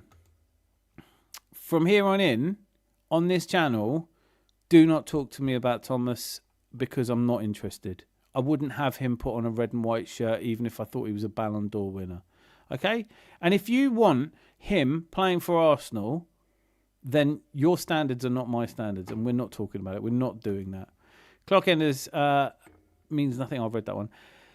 Brentford away is a tricky fixture too. They're all tricky fixtures, really, aren't they?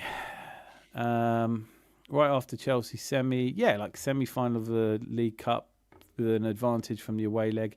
Imagine if Emery wins the league with Villa. Yeah, it'd be amazing. Can we all just get on this? I'm fucking tired now.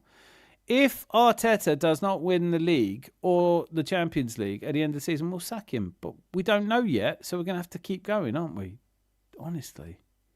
Do we really finish without silverware again to come to the foregone conclusion this moment? Yeah. Seymour, you've started to represent the endless noise, the endless unthinking noise that football fandom has become. No one's sacking him. You know we're not sacking him. The fact that you want to talk about it, you can have that conversation by yourself. Stop banging on about things that aren't going to happen.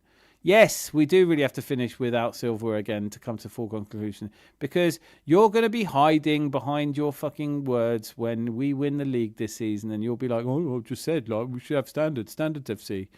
Lee Gunner said it, so now I say it. 1930s FC. Joe King, careful, dude. Clockender said it's not possible. If he wins a quad, do we sack Arteta? Yeah, they would, Boy Tendia. They'd sack him because Lee Gunner said so. Party get... I'm not doing it. Be warned. Don't be mentioning him again. Are these guys being serious? When our midfield are getting outplayed by Liverpool, Chelsea and United, we're so badly outplayed by... Do you remember when we were so badly outplayed by Chelsea that we beat them 3-2 at their place? It was an embarrassment. I was disgusted with us. I was like, how come we haven't won 8-0? Honestly, you guys are selective memories. We lose 3 games in a season and you're all over it. I was told we'd be 8th in November for the whole summer. I know. I was told we would be a top 4 battle. We'd be lucky to make Champions League. Now we're... I assume, like, man, you've been dealt the delusional side of the fan base for years. Mate, this fan base... There hasn't been a delusional side of our fan base for years. It's all people who've just started joining recently. It's really irritating. If Xabi is free and Teta doesn't win anything, we go for Xabi. Yeah, or me, or Captain Marvel. I don't know. But that's a conversation for summer, isn't it? Fuck's sakes, we're top of the table. Luis Enrique would be nice. Haven't left the house all day enjoying the warmth. So you're saying no one is better than Arteta? Clock ended. Who said that? Did anybody say that? Saka nil, goals in 17. Yeah, Saka's form has been shit. Do we still believe we're going to win the league? Some of us do, yeah. I've seen enough examples of sacking a manager mid-season and a new manager bounce winning silverware. Jose, who is that though? Like, I mean, we're talking about the title, aren't we? We're talking about winning the Premier League. Can you try and remember a time where a manager came in halfway through the season, and like halfway through the season you sack a manager and you win the league? Can anyone tell me when it's happened? I'm thinking of you, Dr. Seymour Butts, because you've seen everything. Sack Marteta, sign Klopp. Yeah, Majin, come on, man. You might make people angry. No one's going to be angry. You could say a lot of silly... Joe, you haven't made anyone angry and you've been saying nonsense all evening. Tenko Olive, what the biggest site for transfer value is, and the fact you've used the word garbage instead of rubbish tells me everything I need to know. Ooh, good stuff. Just had a really... Here we go. It's Berta's job to find the manager, but also Enrique De La Fuente, Nagelsmann. Nagelsmann manages Germany. De La Fuente manages Spain. There are names out there. Can we talk about it in summer? Because we're not doing it now. And even if you really, really want us to, there's no point in us talking about it. Why are we all talking about it? Why are some of you talking about sacking the manager? You know it's not going to happen. Was he banned? Was he banned? How long has this Dan fellow supporting Arsenal again? 1980. Oh, we answered that question. Fuck me, that's a long time ago. I see. I'm so miles behind. We're not doing any more chat. I'm going to go right to the very end. See if there's anyone new in here. First in the table, third in the form table, 100% Champions League, definitely sackable. Thank you, Adam Moore. Thank you for being here. And yeah. Arteta sacrifices every Arteta for control. Yeah. Do you know what? Some of the comments have been pretty low rent, haven't they? Wanting him out is crazy. Not as simple as just replacing. Same with Wenger. I know, but we're talking about kids, aren't we? We're talking about, I want him gone. Ruined Aubameyang and Lacazette. Jesus came to Arsenal looking like, not.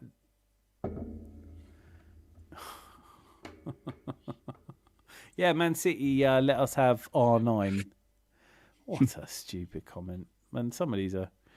God, you're trolling. He is trolling. Yeah, R9. Jesus was R9. Of course he was, yeah. He came to us, but with, like, Pep Guardiola was hanging on to his left leg. Please don't go, R9. What a fucking silly comment.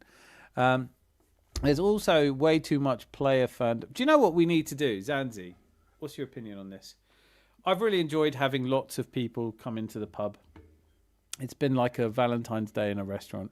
We've had lots of people come in, some of whom are all saying the same thing over and over again.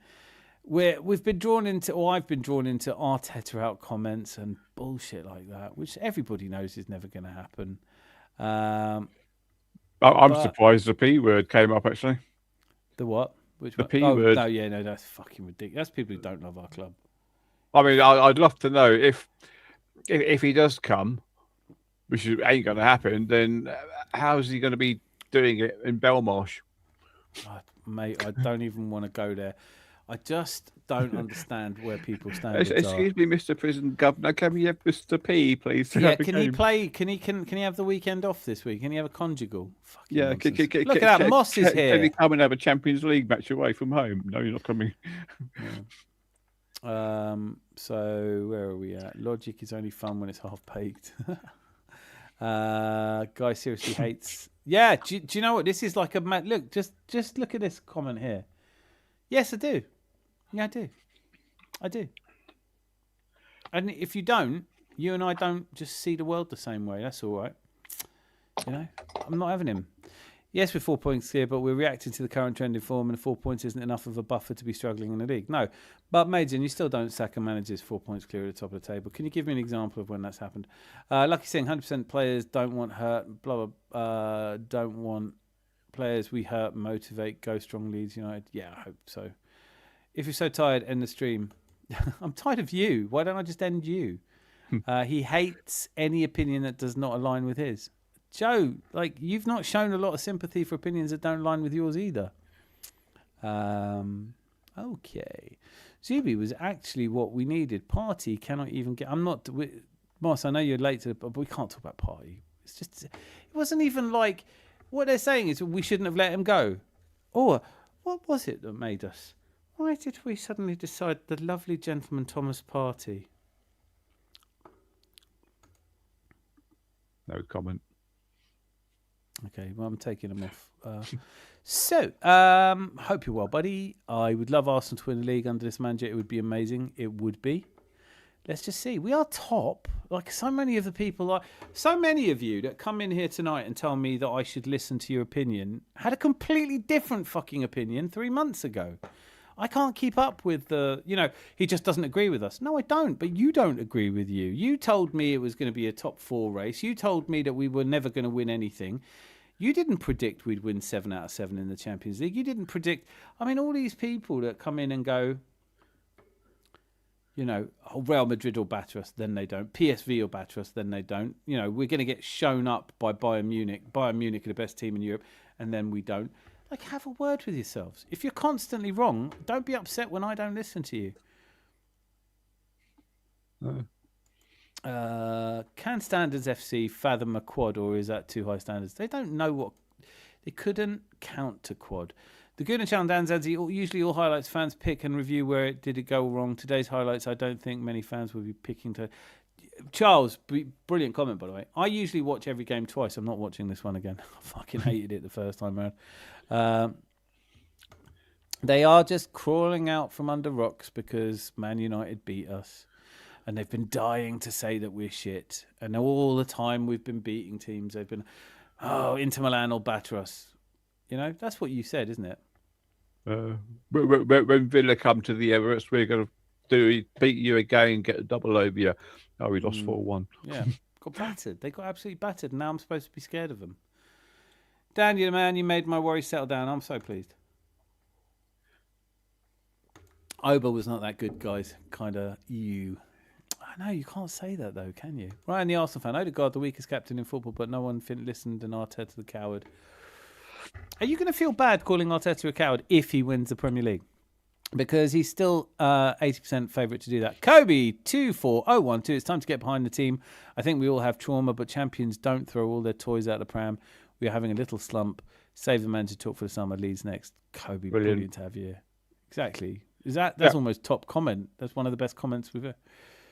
Oh. But is it as good as me saying about the cleaner getting sacked? Better. I didn't really get that comment.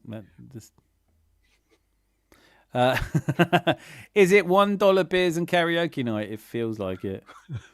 I was just going to say, Zanzi, I was going to say to you earlier, and I'm giving out free memberships. I think we have to do some members only, because if it gets like this a lot, it's like a coach load of tourists. What's going to happen if we win the title? Oh, all these people will be back celebrating with us, going, "I told you so." a lot of the people. One of the most odious things, Miss Molina. Look at that. Miss Molina, Queen of Arsenal. Brilliant to see you. Hello. A lot of the problems with these fans is they want to say, "I told you so," more than they want to watch good football anyway. They come in and say, "I told you we were going to lose to Man United." And you go, "I don't remember you saying that. I told you we'd lose. I told you we wouldn't win the league." Well, we haven't not won the league yet. We could still win the league. We won't. Mark my words. I can't mark your words. I don't even listen to them. The good channel. I cannot hate Arteta today, neither in his subs, not... I cannot hate Arteta today, neither in his subs, not patch the show. Any arrogance, he owned it, remained humble, put some of those... Charles, really good point. Really good point. All these people who want Arteta to be perfect, do you ever wonder if they're perfect? Do you ever wonder what... I'd love to know what some of these rabid anti-Arteta people do for a living, and if they're the best in the world at it. And if they're not the best in the world, they're second best in the world. Do they... Anyway, everyone had stinkers, even Rice. True that. The players lack urgency, and after we conceded the first goal, looked confused and lacklustre. It's very true. Our attack has been poor for a while, though, not just today. Also very true. If this L was coming, I would have gladly taken a spanking at San Siro and not moaned. In fact, many remember this point is not for the team to lose, but more of a which game to emphasise. Yeah, you know what? I'd take that. If we could have lost 3-2 away to Inter Milan and won today, I would have been better, but you can't, complaining about how the team has such a weak mentality, yet all it takes is a loss to show how weak the mentality of some fans are, is inciting division among fans. Uslisex, brilliant comment. It's so true, isn't it? All these people going on about weak mentality, and they flap around like a dying seagull the moment anything bad happens. I would rather take a dump in my hand and clap than watch another performance like that. We were bad. Oh, mate. It's very true, though. Miss Melina, difference is, Melina, you can articulate your point like a fucking professional, others not so much. You know, we open the doors to a pub, people come in. We've had some brilliant new people come in recently, by the way. Miss M, we're so happy in possession, didn't move the ball quick enough today. Lone Star Londoner, when did he turn up? Brilliant to see you, mate. Gift wrap the first goal. Mentality, it was worrying. We need to rebound. Yeah, I hope we do. And then I'm going to be honest. I think the players need more criticism than Arteta. First goal. Do you know what? That's so true in a way, isn't it? No one ever criticises the players. We didn't take our chances. Arteta can't control that. Yes, fair. Ina Yandrop, thanks for still being here all this way. What happened to the bet landlord? I wanted to some make or lose some money. I'm here, man. I'm a sports bettor. I'll take any bets within a reasonable amount of money.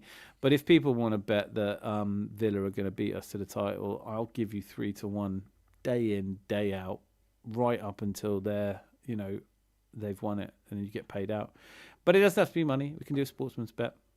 Standards FC are just a bunch of people who never achieved something worthwhile. Boy Tendio, the reality is, it's really easy to have standards for other people. It's really easy to say, if I was Arteta, I would have won every game this season. And you go, go on then. Do something. Stop telling other people who disagree with you they're definitely wrong because they don't agree with you, and do something. Do you have trophies? Do you have silverware? I look at the people who tell me what an elite mentality is, and I go, elite mentalities are rare. Do you have one? Yeah, we had to play like we have all day. Hi, Hawkwind. Clockenders get me. No one will be back and say they were sorry for all the slander they threw at people this season. No. All these pricks who divide our fan base by calling people they disagree with mutants, telling me that it's my standards that have cost us the title in the last 3 years when they were shitting their nappy the last time we were ever close to the Premier League, whilst I was going out and celebrating titles with parade wins. And I know that it's tough to go through a title-winning season, but would you rather be a Newcastle fan and Aston Villa are not winning the league this season? We know that, really. Some of you don't know it, but you sniff glue. We lacked a bit of conviction and creativity in front of a low block today. That's a very true. I agree with that. If you start a channel, you need to learn to respect other opinions. No, I fucking don't. And do you have a channel, Tenko Olive? Do you have a channel? Then what the fuck are you doing telling me what I have to do when I own a channel? Like, what do you know about owning a channel? This is exactly it, isn't it? If you own a channel, you have to respect every half-baked... No, I fucking don't. If you don't like it, fuck off. How's that? Can I make it any simpler? Zanzi, you're good with words. Is there anything ambiguous about my last statement?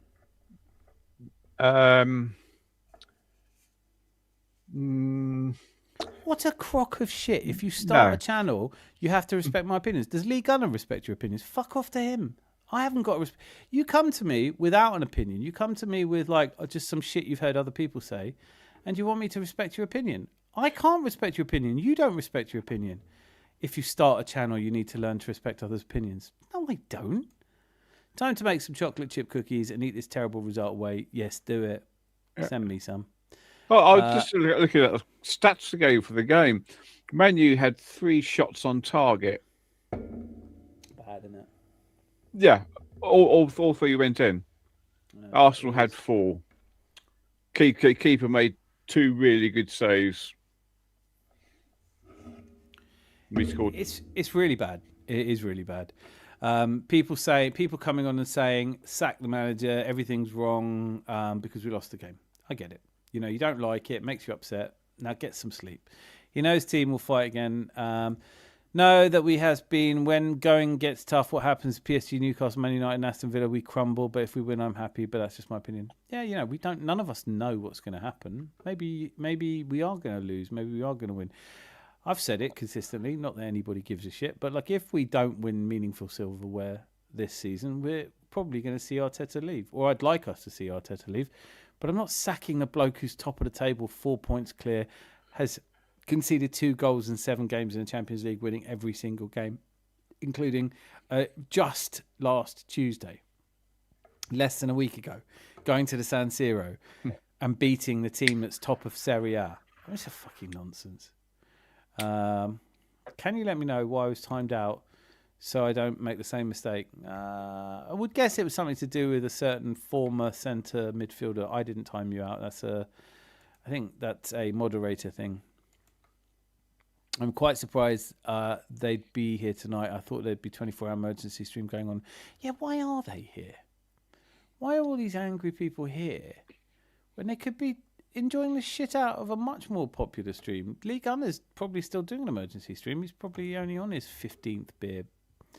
Dan, you're the man. You eased my worried mind quite a bit. No sarcasm. Thanks for your Arsenal therapy. Thank you, Makuzi. You're so much better than your alter ego. Everyone's welcome here. However, if you're permanently negative and accuse the panelists of lying, you're not welcome. Well said, Rosie. Rosie's been working absolutely incredibly tonight as a moderator. I am so grateful to you. Thank you so much. Her fingers must be little stubby bones Do you by know now. what? Like, I cannot imagine, you know, the kinds of shit that she's had to delete. There's one here. Let me just have a quick look at it. Oh, okay. Yeah, but then she is paid a hell of a lot of money, just like I am. You couldn't buy skill like yours and Rosie's. It's not possible. You just have to rely on kindness. Actually, no, you don't have to respect anyone's opinion on your own YouTube channel. Maybe someone really desperate for viewers would do that. I can't get my head around that comment. That pissed me off more than any of the others. If you're going to have a YouTube channel, you have to respect every half-baked arsehole opinion. No, I don't.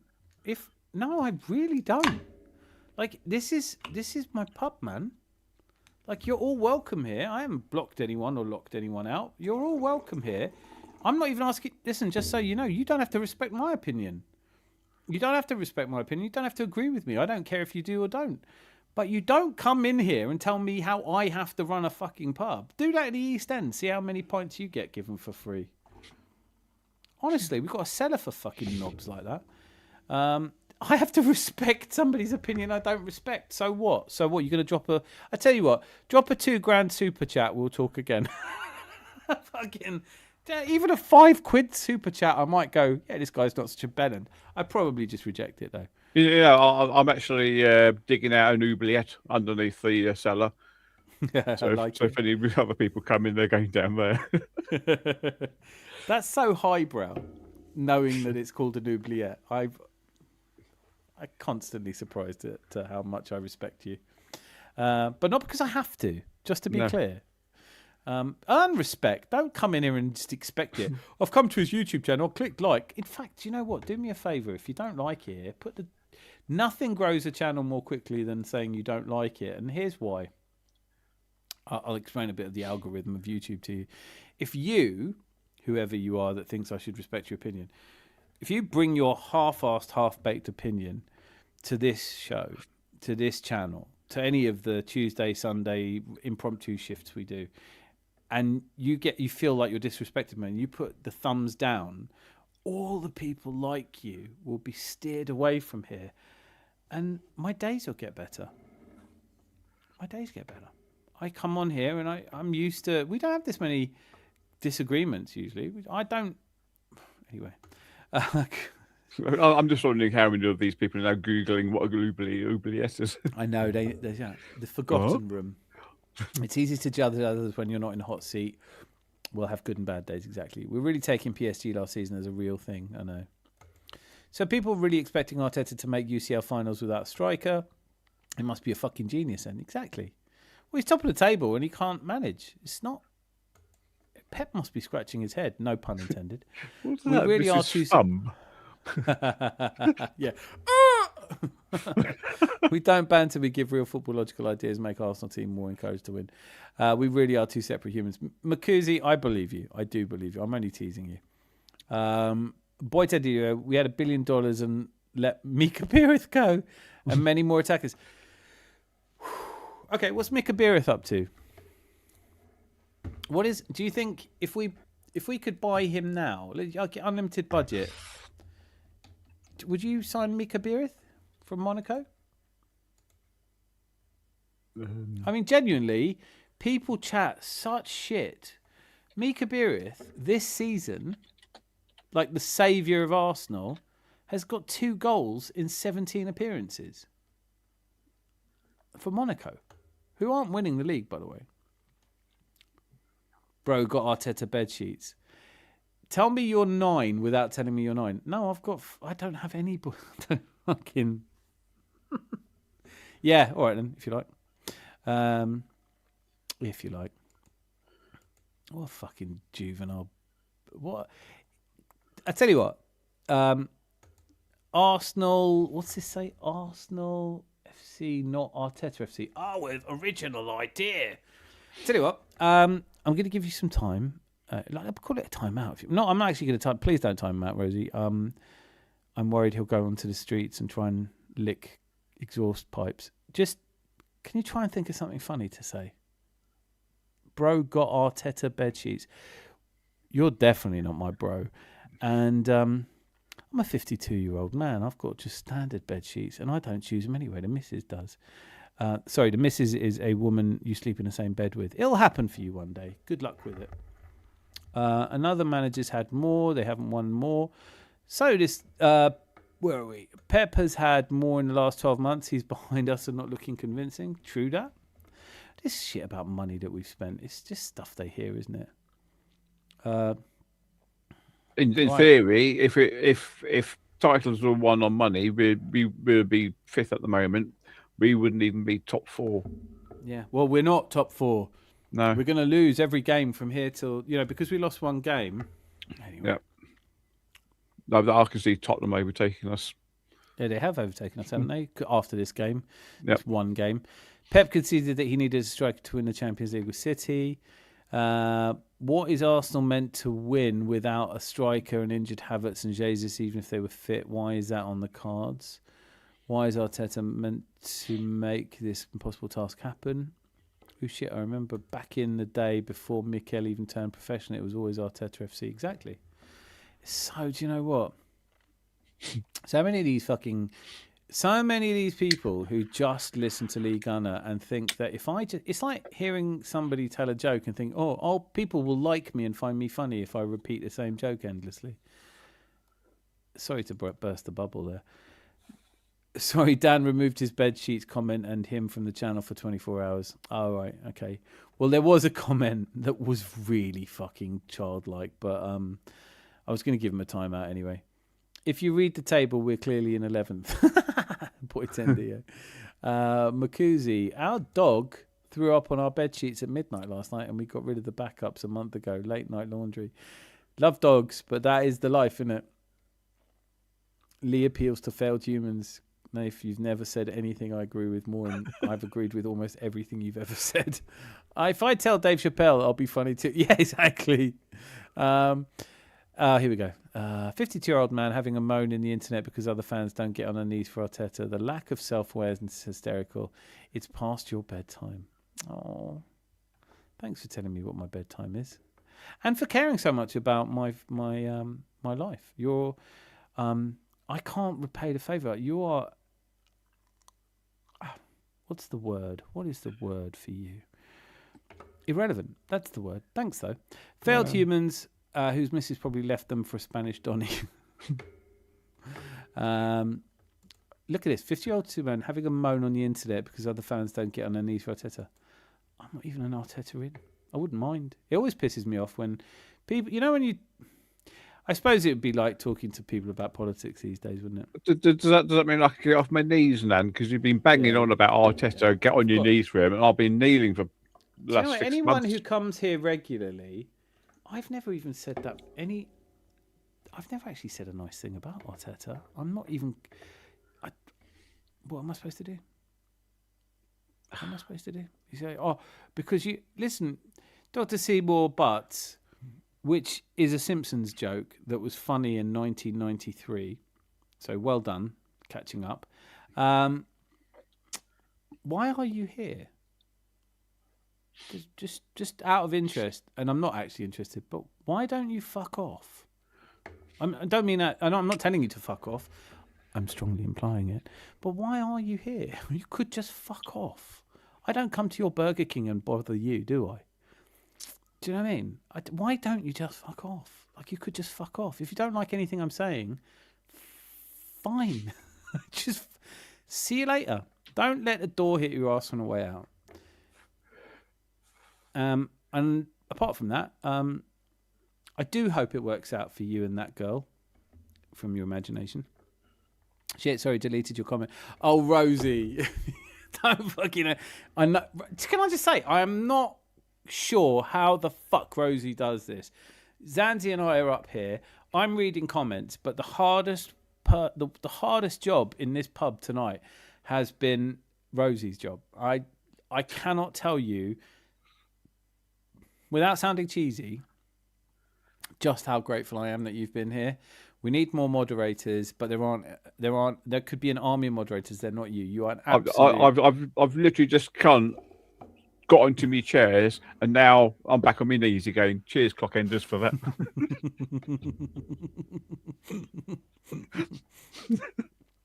No, but do you know what I mean? Like, going through these comments, I've missed tons out, and you've got these people who, I don't know where they are. Like, it's 1:34 in the morning, and they're in my chat telling me about me. Yeah. I can't imagine why they think I would listen to them. Just on your 53rd birthday, just get the missus to say, "What do you want for your birthday, Dan?" She said, "I'd like some Arteta sheets, please." Do you know what? Do they even do them? Who the fuck thinks like that? There's these pricks that wake up every morning and talk about Arteta. They go in every stream and they talk about Arteta. They jump from place to place talking about Arteta and accuse me of caring about Arteta. I don't think about him at all. He's a man in charge of my football club. That's it. You just love him because he's sexy and you want to run your fingers through his slightly greying hair and you want to get on your knees. No, I don't. He's Terry Neal to me. I've said it a million times now, it feels like. Mikel Arteta and Terry Neal have won the equivalent amount of things. If Mikel Arteta goes on to win a Premier League, I would like him. I'll be really pleased because I want to win the Premier League. I don't know about you, Seymour arse. But on the side note, is there any cool places to go in London my first time in summer? Oh, mate. Come along to London. There are so many places. Come on, man. Like, do you want twin, queen, or king size? £82. Have you found some? Yeah. Have you found some? Fucking hell.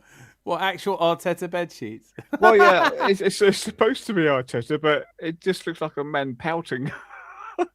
Oh, mate. Do you know what? Like, right now, as you're saying that, Seymour Butts is actually buying one. He's going to wrap himself up in it. For 82 quid? No, I'm done. Jesus. Yeah, 82 quid. No, I'm not doing it. And they're black. This is the stupid thing about it. Why aren't they red? Rosie, Ina Yandrop says here, and this could not be more accurate. Rosie, you genuinely are the MVP. I think all I can say to you is that running a channel is just a pure pleasure. I've met so many brilliant people. You know, Zanzi, I have the privilege of spending time with you twice a week, and I love every minute of it. But Rosie, I hope no one takes this personally, but Rosie's got to be... When I started this channel, I didn't know I was going to meet people like you, Zanzi, Rosie, Miss Melina, Sam, and Boy Tendio with quad loading and clock enders, and all of you are brilliant. You do have to put up with a few fucking half-wits in between. That's fine, of course you do. You would do in any business. But Rosie, for the love and the work that she puts into this channel, I'm hugely grateful. I don't know if it comes across as sincerely as I want it to, but I'm hugely grateful. I can't see which of my comments got deleted. She shouldn't have told you. I've been rattling through them. I'm supposed to be moderating chat too, but I don't know. We'd rather start a flame war. That's what I mean. Like, do you know what I mean? Boyton Diaz just put it brilliantly.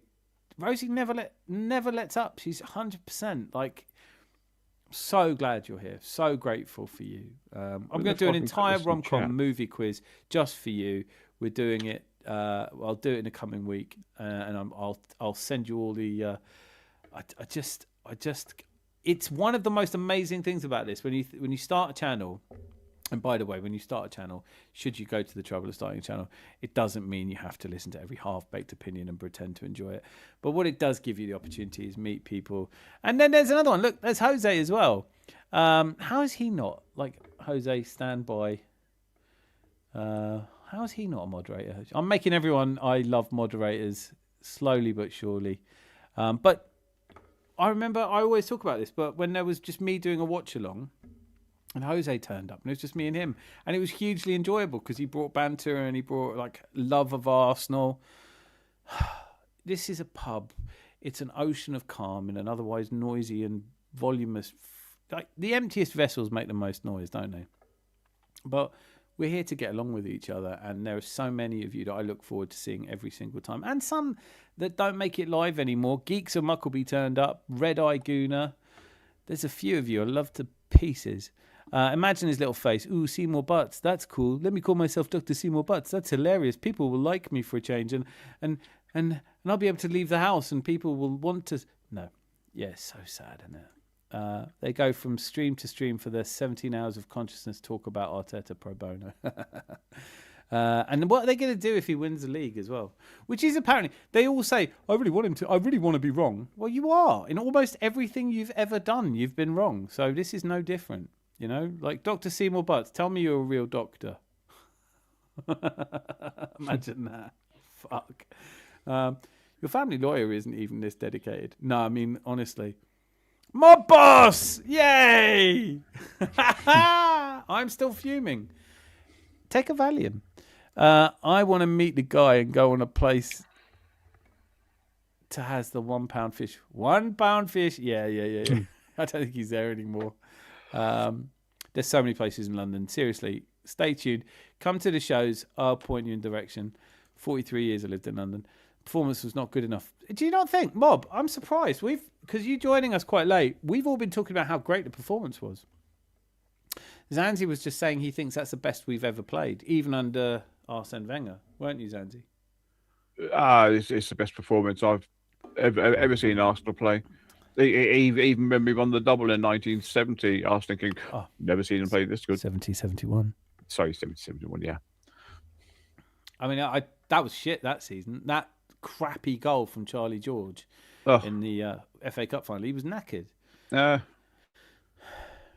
this I think we played them off the park. I think, do they give style points for football? Did we win the style points? I don't know. Someone will have to tell me. Hopefully we're still top of the table. Mob boss, hey mate, you well? Rosie put up with me, absolute diamond. Yeah, no, Clockenders, you're an absolute legend here. No, my weekend is ruined. It's not a weekend anymore. Did you really? Was your entire weekend ruined by that game? Well, mine wasn't, but it was a shit result. This club put me through trauma once again. Hey, Mob, I was thinking about this. Hear me out. Here's the thing, right? I've got a feeling, Mob. You know that the trauma that you've experienced as an Arsenal fan. I think if you suddenly changed allegiance and said you were a Man City fan, I don't think anyone would notice, and then you could be really happy. Maybe not this season, but you could claim all the titles and things. You could do that. It doesn't have to be stressful. Being a football fan can be stressful because it's just what it is. Dan, you were going to talk about a Monster Munch. Thank you for reminding me. Roast beef sandwich. This was what I tried today, and it is absolutely delicious. Absolutely delicious. Heinz Monster Munch, pickled onion Monster Munch, and sliced roast beef with, you don't need anything else, bit of rocket. Absolutely delicious. I tried it on burgers, it was good, but on a roast beef sandwich with nice white crusty bread, it was absolutely delicious. And I'm trying, on Tuesday I've got other plans as well, but we need to do a proper show about it. I don't really care about this loss, just bummed that the result did not ruin my weekend, but my friend is a Man United fan, can't wait for that. Oh God, the Man United fans can be tough, aren't they? I think I was annoyed for about an hour. That was it. I'm more annoyed now by the people telling me I've got Arteta bed sheets who think I would dish out fucking 80 quid on bed sheets. Just not my style. Plus the fact you don't like people's opinions. You know what? If you're going to open up your own pub, you do have to care about everybody's opinions. It's the kind of pricks that used to come into my restaurant and go, the customer's always right, except when you're wrong. That's it. When you're wrong, you're just fucking wrong, and I don't give a shit. That's why my restaurant closed. But you know what? Yeah, it's just such a stupid thing. That was a triggeringly stupid thing to say. But when I was working in retail, my manager first said to me, he says, right, just make the customer think they're right, Yeah. even when they're not. Yeah. Yeah. I'll tell you a story. We had a cafe at the front of our restaurant, and we were broke, man. We were working all the hours of God's sense to try and make it work. And I don't know much about coffee. I drink black coffee. That was the thing at the time. And I had this. It was in West London, Westbourne Grove, quite a posh part of London. So I had this very flouncy woman come in and go, "I'd like an Americano, please." And I was like, "Well, I don't know what that is." She was like, "You don't know what an Americano is?" And I was like, "No, I have no idea what it's a coffee, right? Yeah. Do you want a black coffee?" "I need to speak to your manager." And I was like, "All right, well, wait there." And I went in the kitchen through the swing doors, came back out and said, "I understand you want to speak to the manager." He goes, "Oh, you're the manager." And I was like, "Yeah, no, I am the manager." "And you don't know what an Americano is?" I was like, "I haven't got Scooby what an Americano is. Would you like a coffee or do you want to fuck off?" "I can't believe you're speaking to me like this. Is there anyone here that's, more important than you, higher office than you?" I said, "Well, you can speak to the owner if you want." She went, "Yeah, go on then." So went through the same doors, came back again and said, "I understand you want to speak to the owner." And "You're the owner." And I was like, "Yeah, that's right." You're not going to be open very long if you don't know what an Americano is. And I was like, and to be fair, if being open for a long time meant I had to deal with a lot of people like you, it would be a blessing to close. So maybe you just want to fuck off. And she didn't. She clutched her pearls, ran out of the room, and I got a standing ovation from all the customers. I was like, I now know what an Americano is, to be fair, but I had no idea what an Americano was. I don't know shit. I haven't got to care about your opinions if I open a restaurant. The fuck are you talking about? I believe Arsenal will do us next week. Mob's been sniffling Seymour's points in it. Are you the same person? Mob, are you Dr. Seymour but Arsenal proctologist? Thought it was a funny joke. My teenage son would probably find that a juvenile comment. Imagine if we win the league and Tottenham get relegated. Who said would that? be beautiful. Oh, that was Makuzi. Makuzi. Oh, no, you're just dreaming, mate. No, that could happen. I know, but yeah. Losing a football game is not a trauma. Standards, mate. Yeah. That's your standards. Because you've got a life and you don't think my standards are actual standards, you're the reason we didn't win today. Oh, look at this. Accidentally. Right, so no one's watching you chat nonsense because you have no personality, unlike Lee, and have a fetish for failing serial loser of manager. You're in here telling me you're not in here. Oh, Austin, you've hurt me. You've made me see the error of my ways. Let's sack Arteta. It's this kind of intelligence that I'm used to finding under a slab of rock. Even claiming PTSD from previous seasons is kind of wild. There are actual war vets with PTSD. I know it is disgusting. I work. I do quite a lot of work with combat stress who help veterans who are homeless, sometimes, dealing with the most incredible amounts of stress. So when we talk about PTSD, it is a little bit disrespectful, isn't it? Where's Austin? Don't go. You're my fucking person tonight. Please stay. Tell me how I can be more appealing to people like you. I need to know. Is that also A for Austin or A for asshole? But you come to watch. I know, it's mad, isn't it? Coming into my fucking yard to tell me that you're not coming into my yard is just brilliant. I don't know what is going on behind the scenes, but they looked injured. Yeah, some of them did. Boy, how can fans be over trauma and overreactionary? Who rounds the top four? Villa, Chelsea, or United? I think it's United, isn't it? I'd like to see them in the top four. I'd like to see Man United. I think our Man United fans have had such good times in football, but they've really struggled. Losing a football game is not trauma. No, it isn't. Austin, what time did you get back from the game, mate?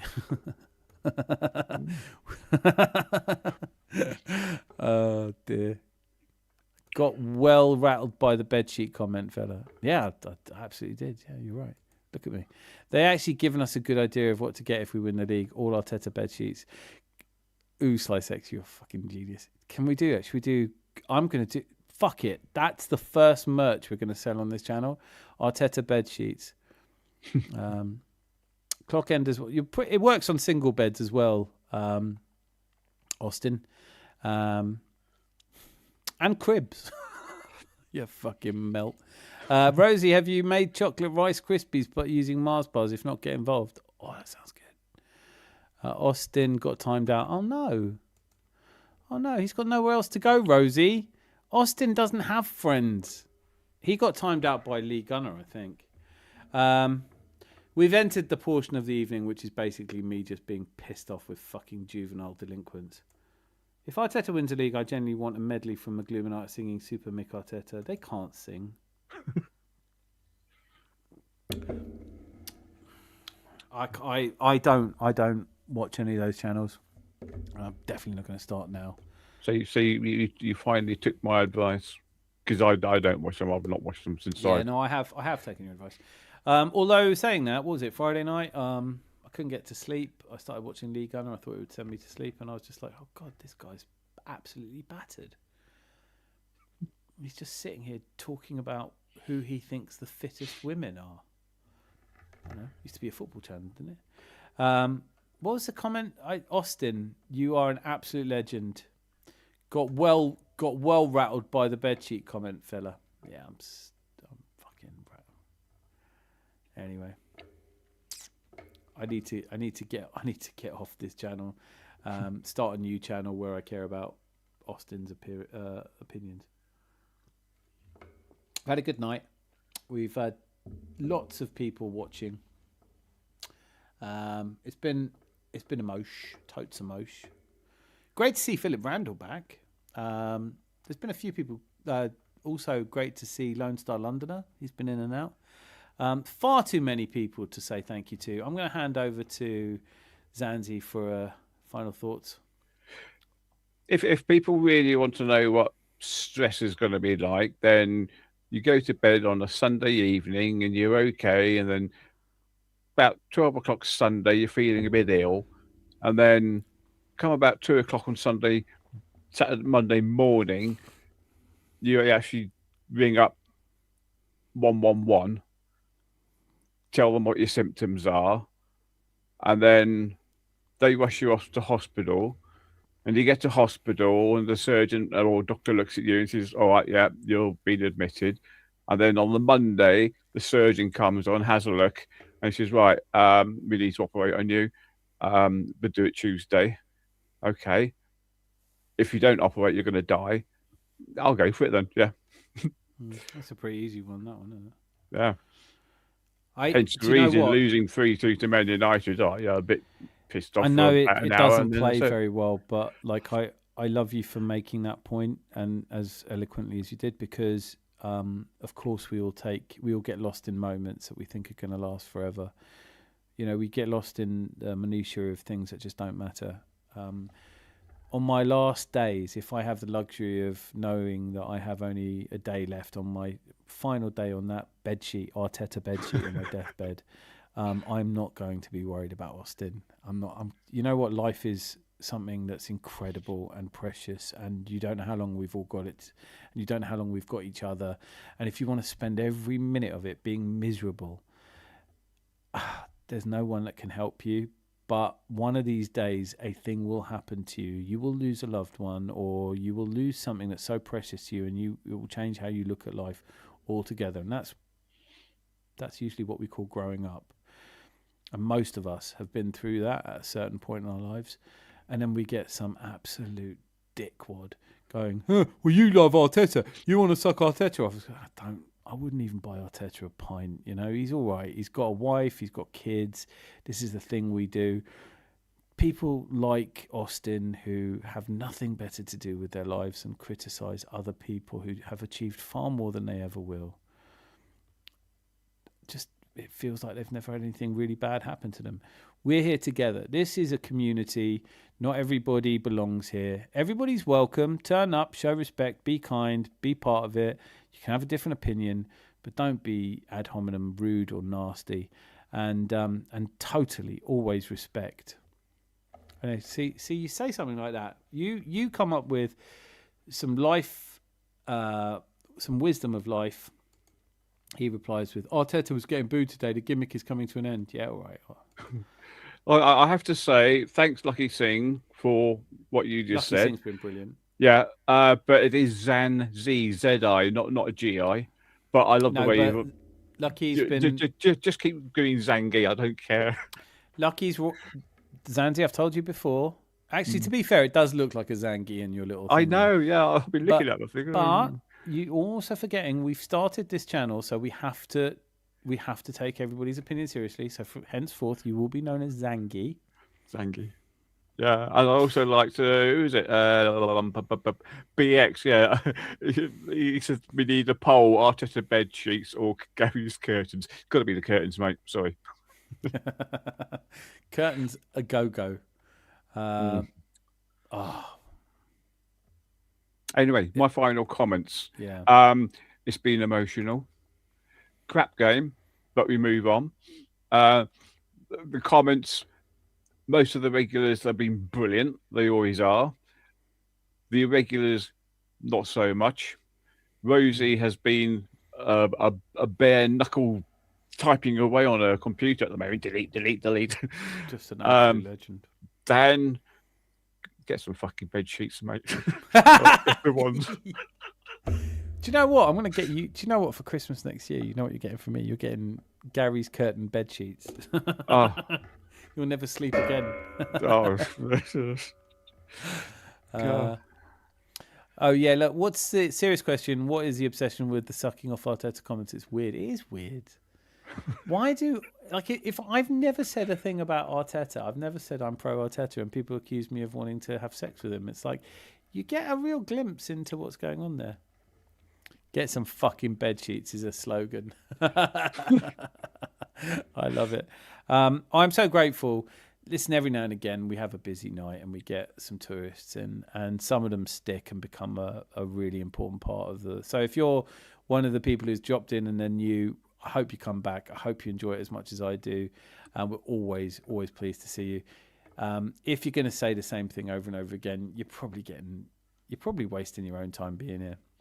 I'm going to make some more moderators because I honestly, nights like this have just made me realise just how important what Rosie does is. And thank you. And thank you to all of you. And until I see you again, I think you know what I'm going to say now, don't you? Be lucky. One clash, one fall, time will explode. You could feel red blood run cold across the postcode. Got me down bad and the fear get viral. Fans screaming season done like a survival spiral. But breathe, my brother, fear don't leave. North London Warriors built from a stronger queen. Arteta armor defense like granite. We don't melt, this ain't that planet. No panic in the streets of North London. Even when that moment make red blood run cold, we stand strong. Fear fades quick when the baseline rolls. Cannon on the chest, never lose control.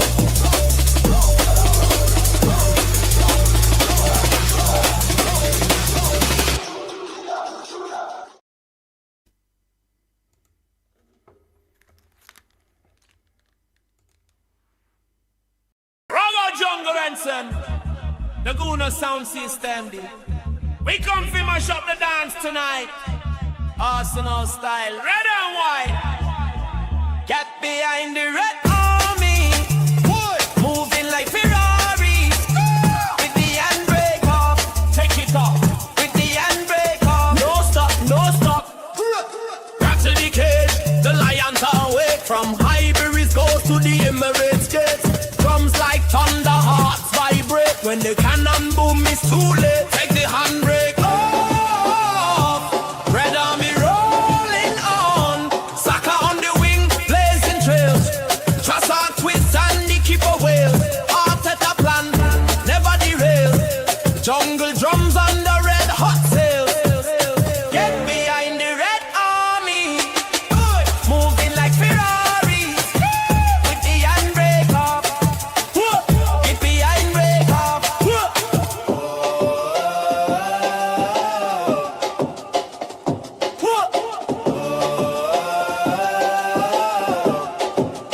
Get behind the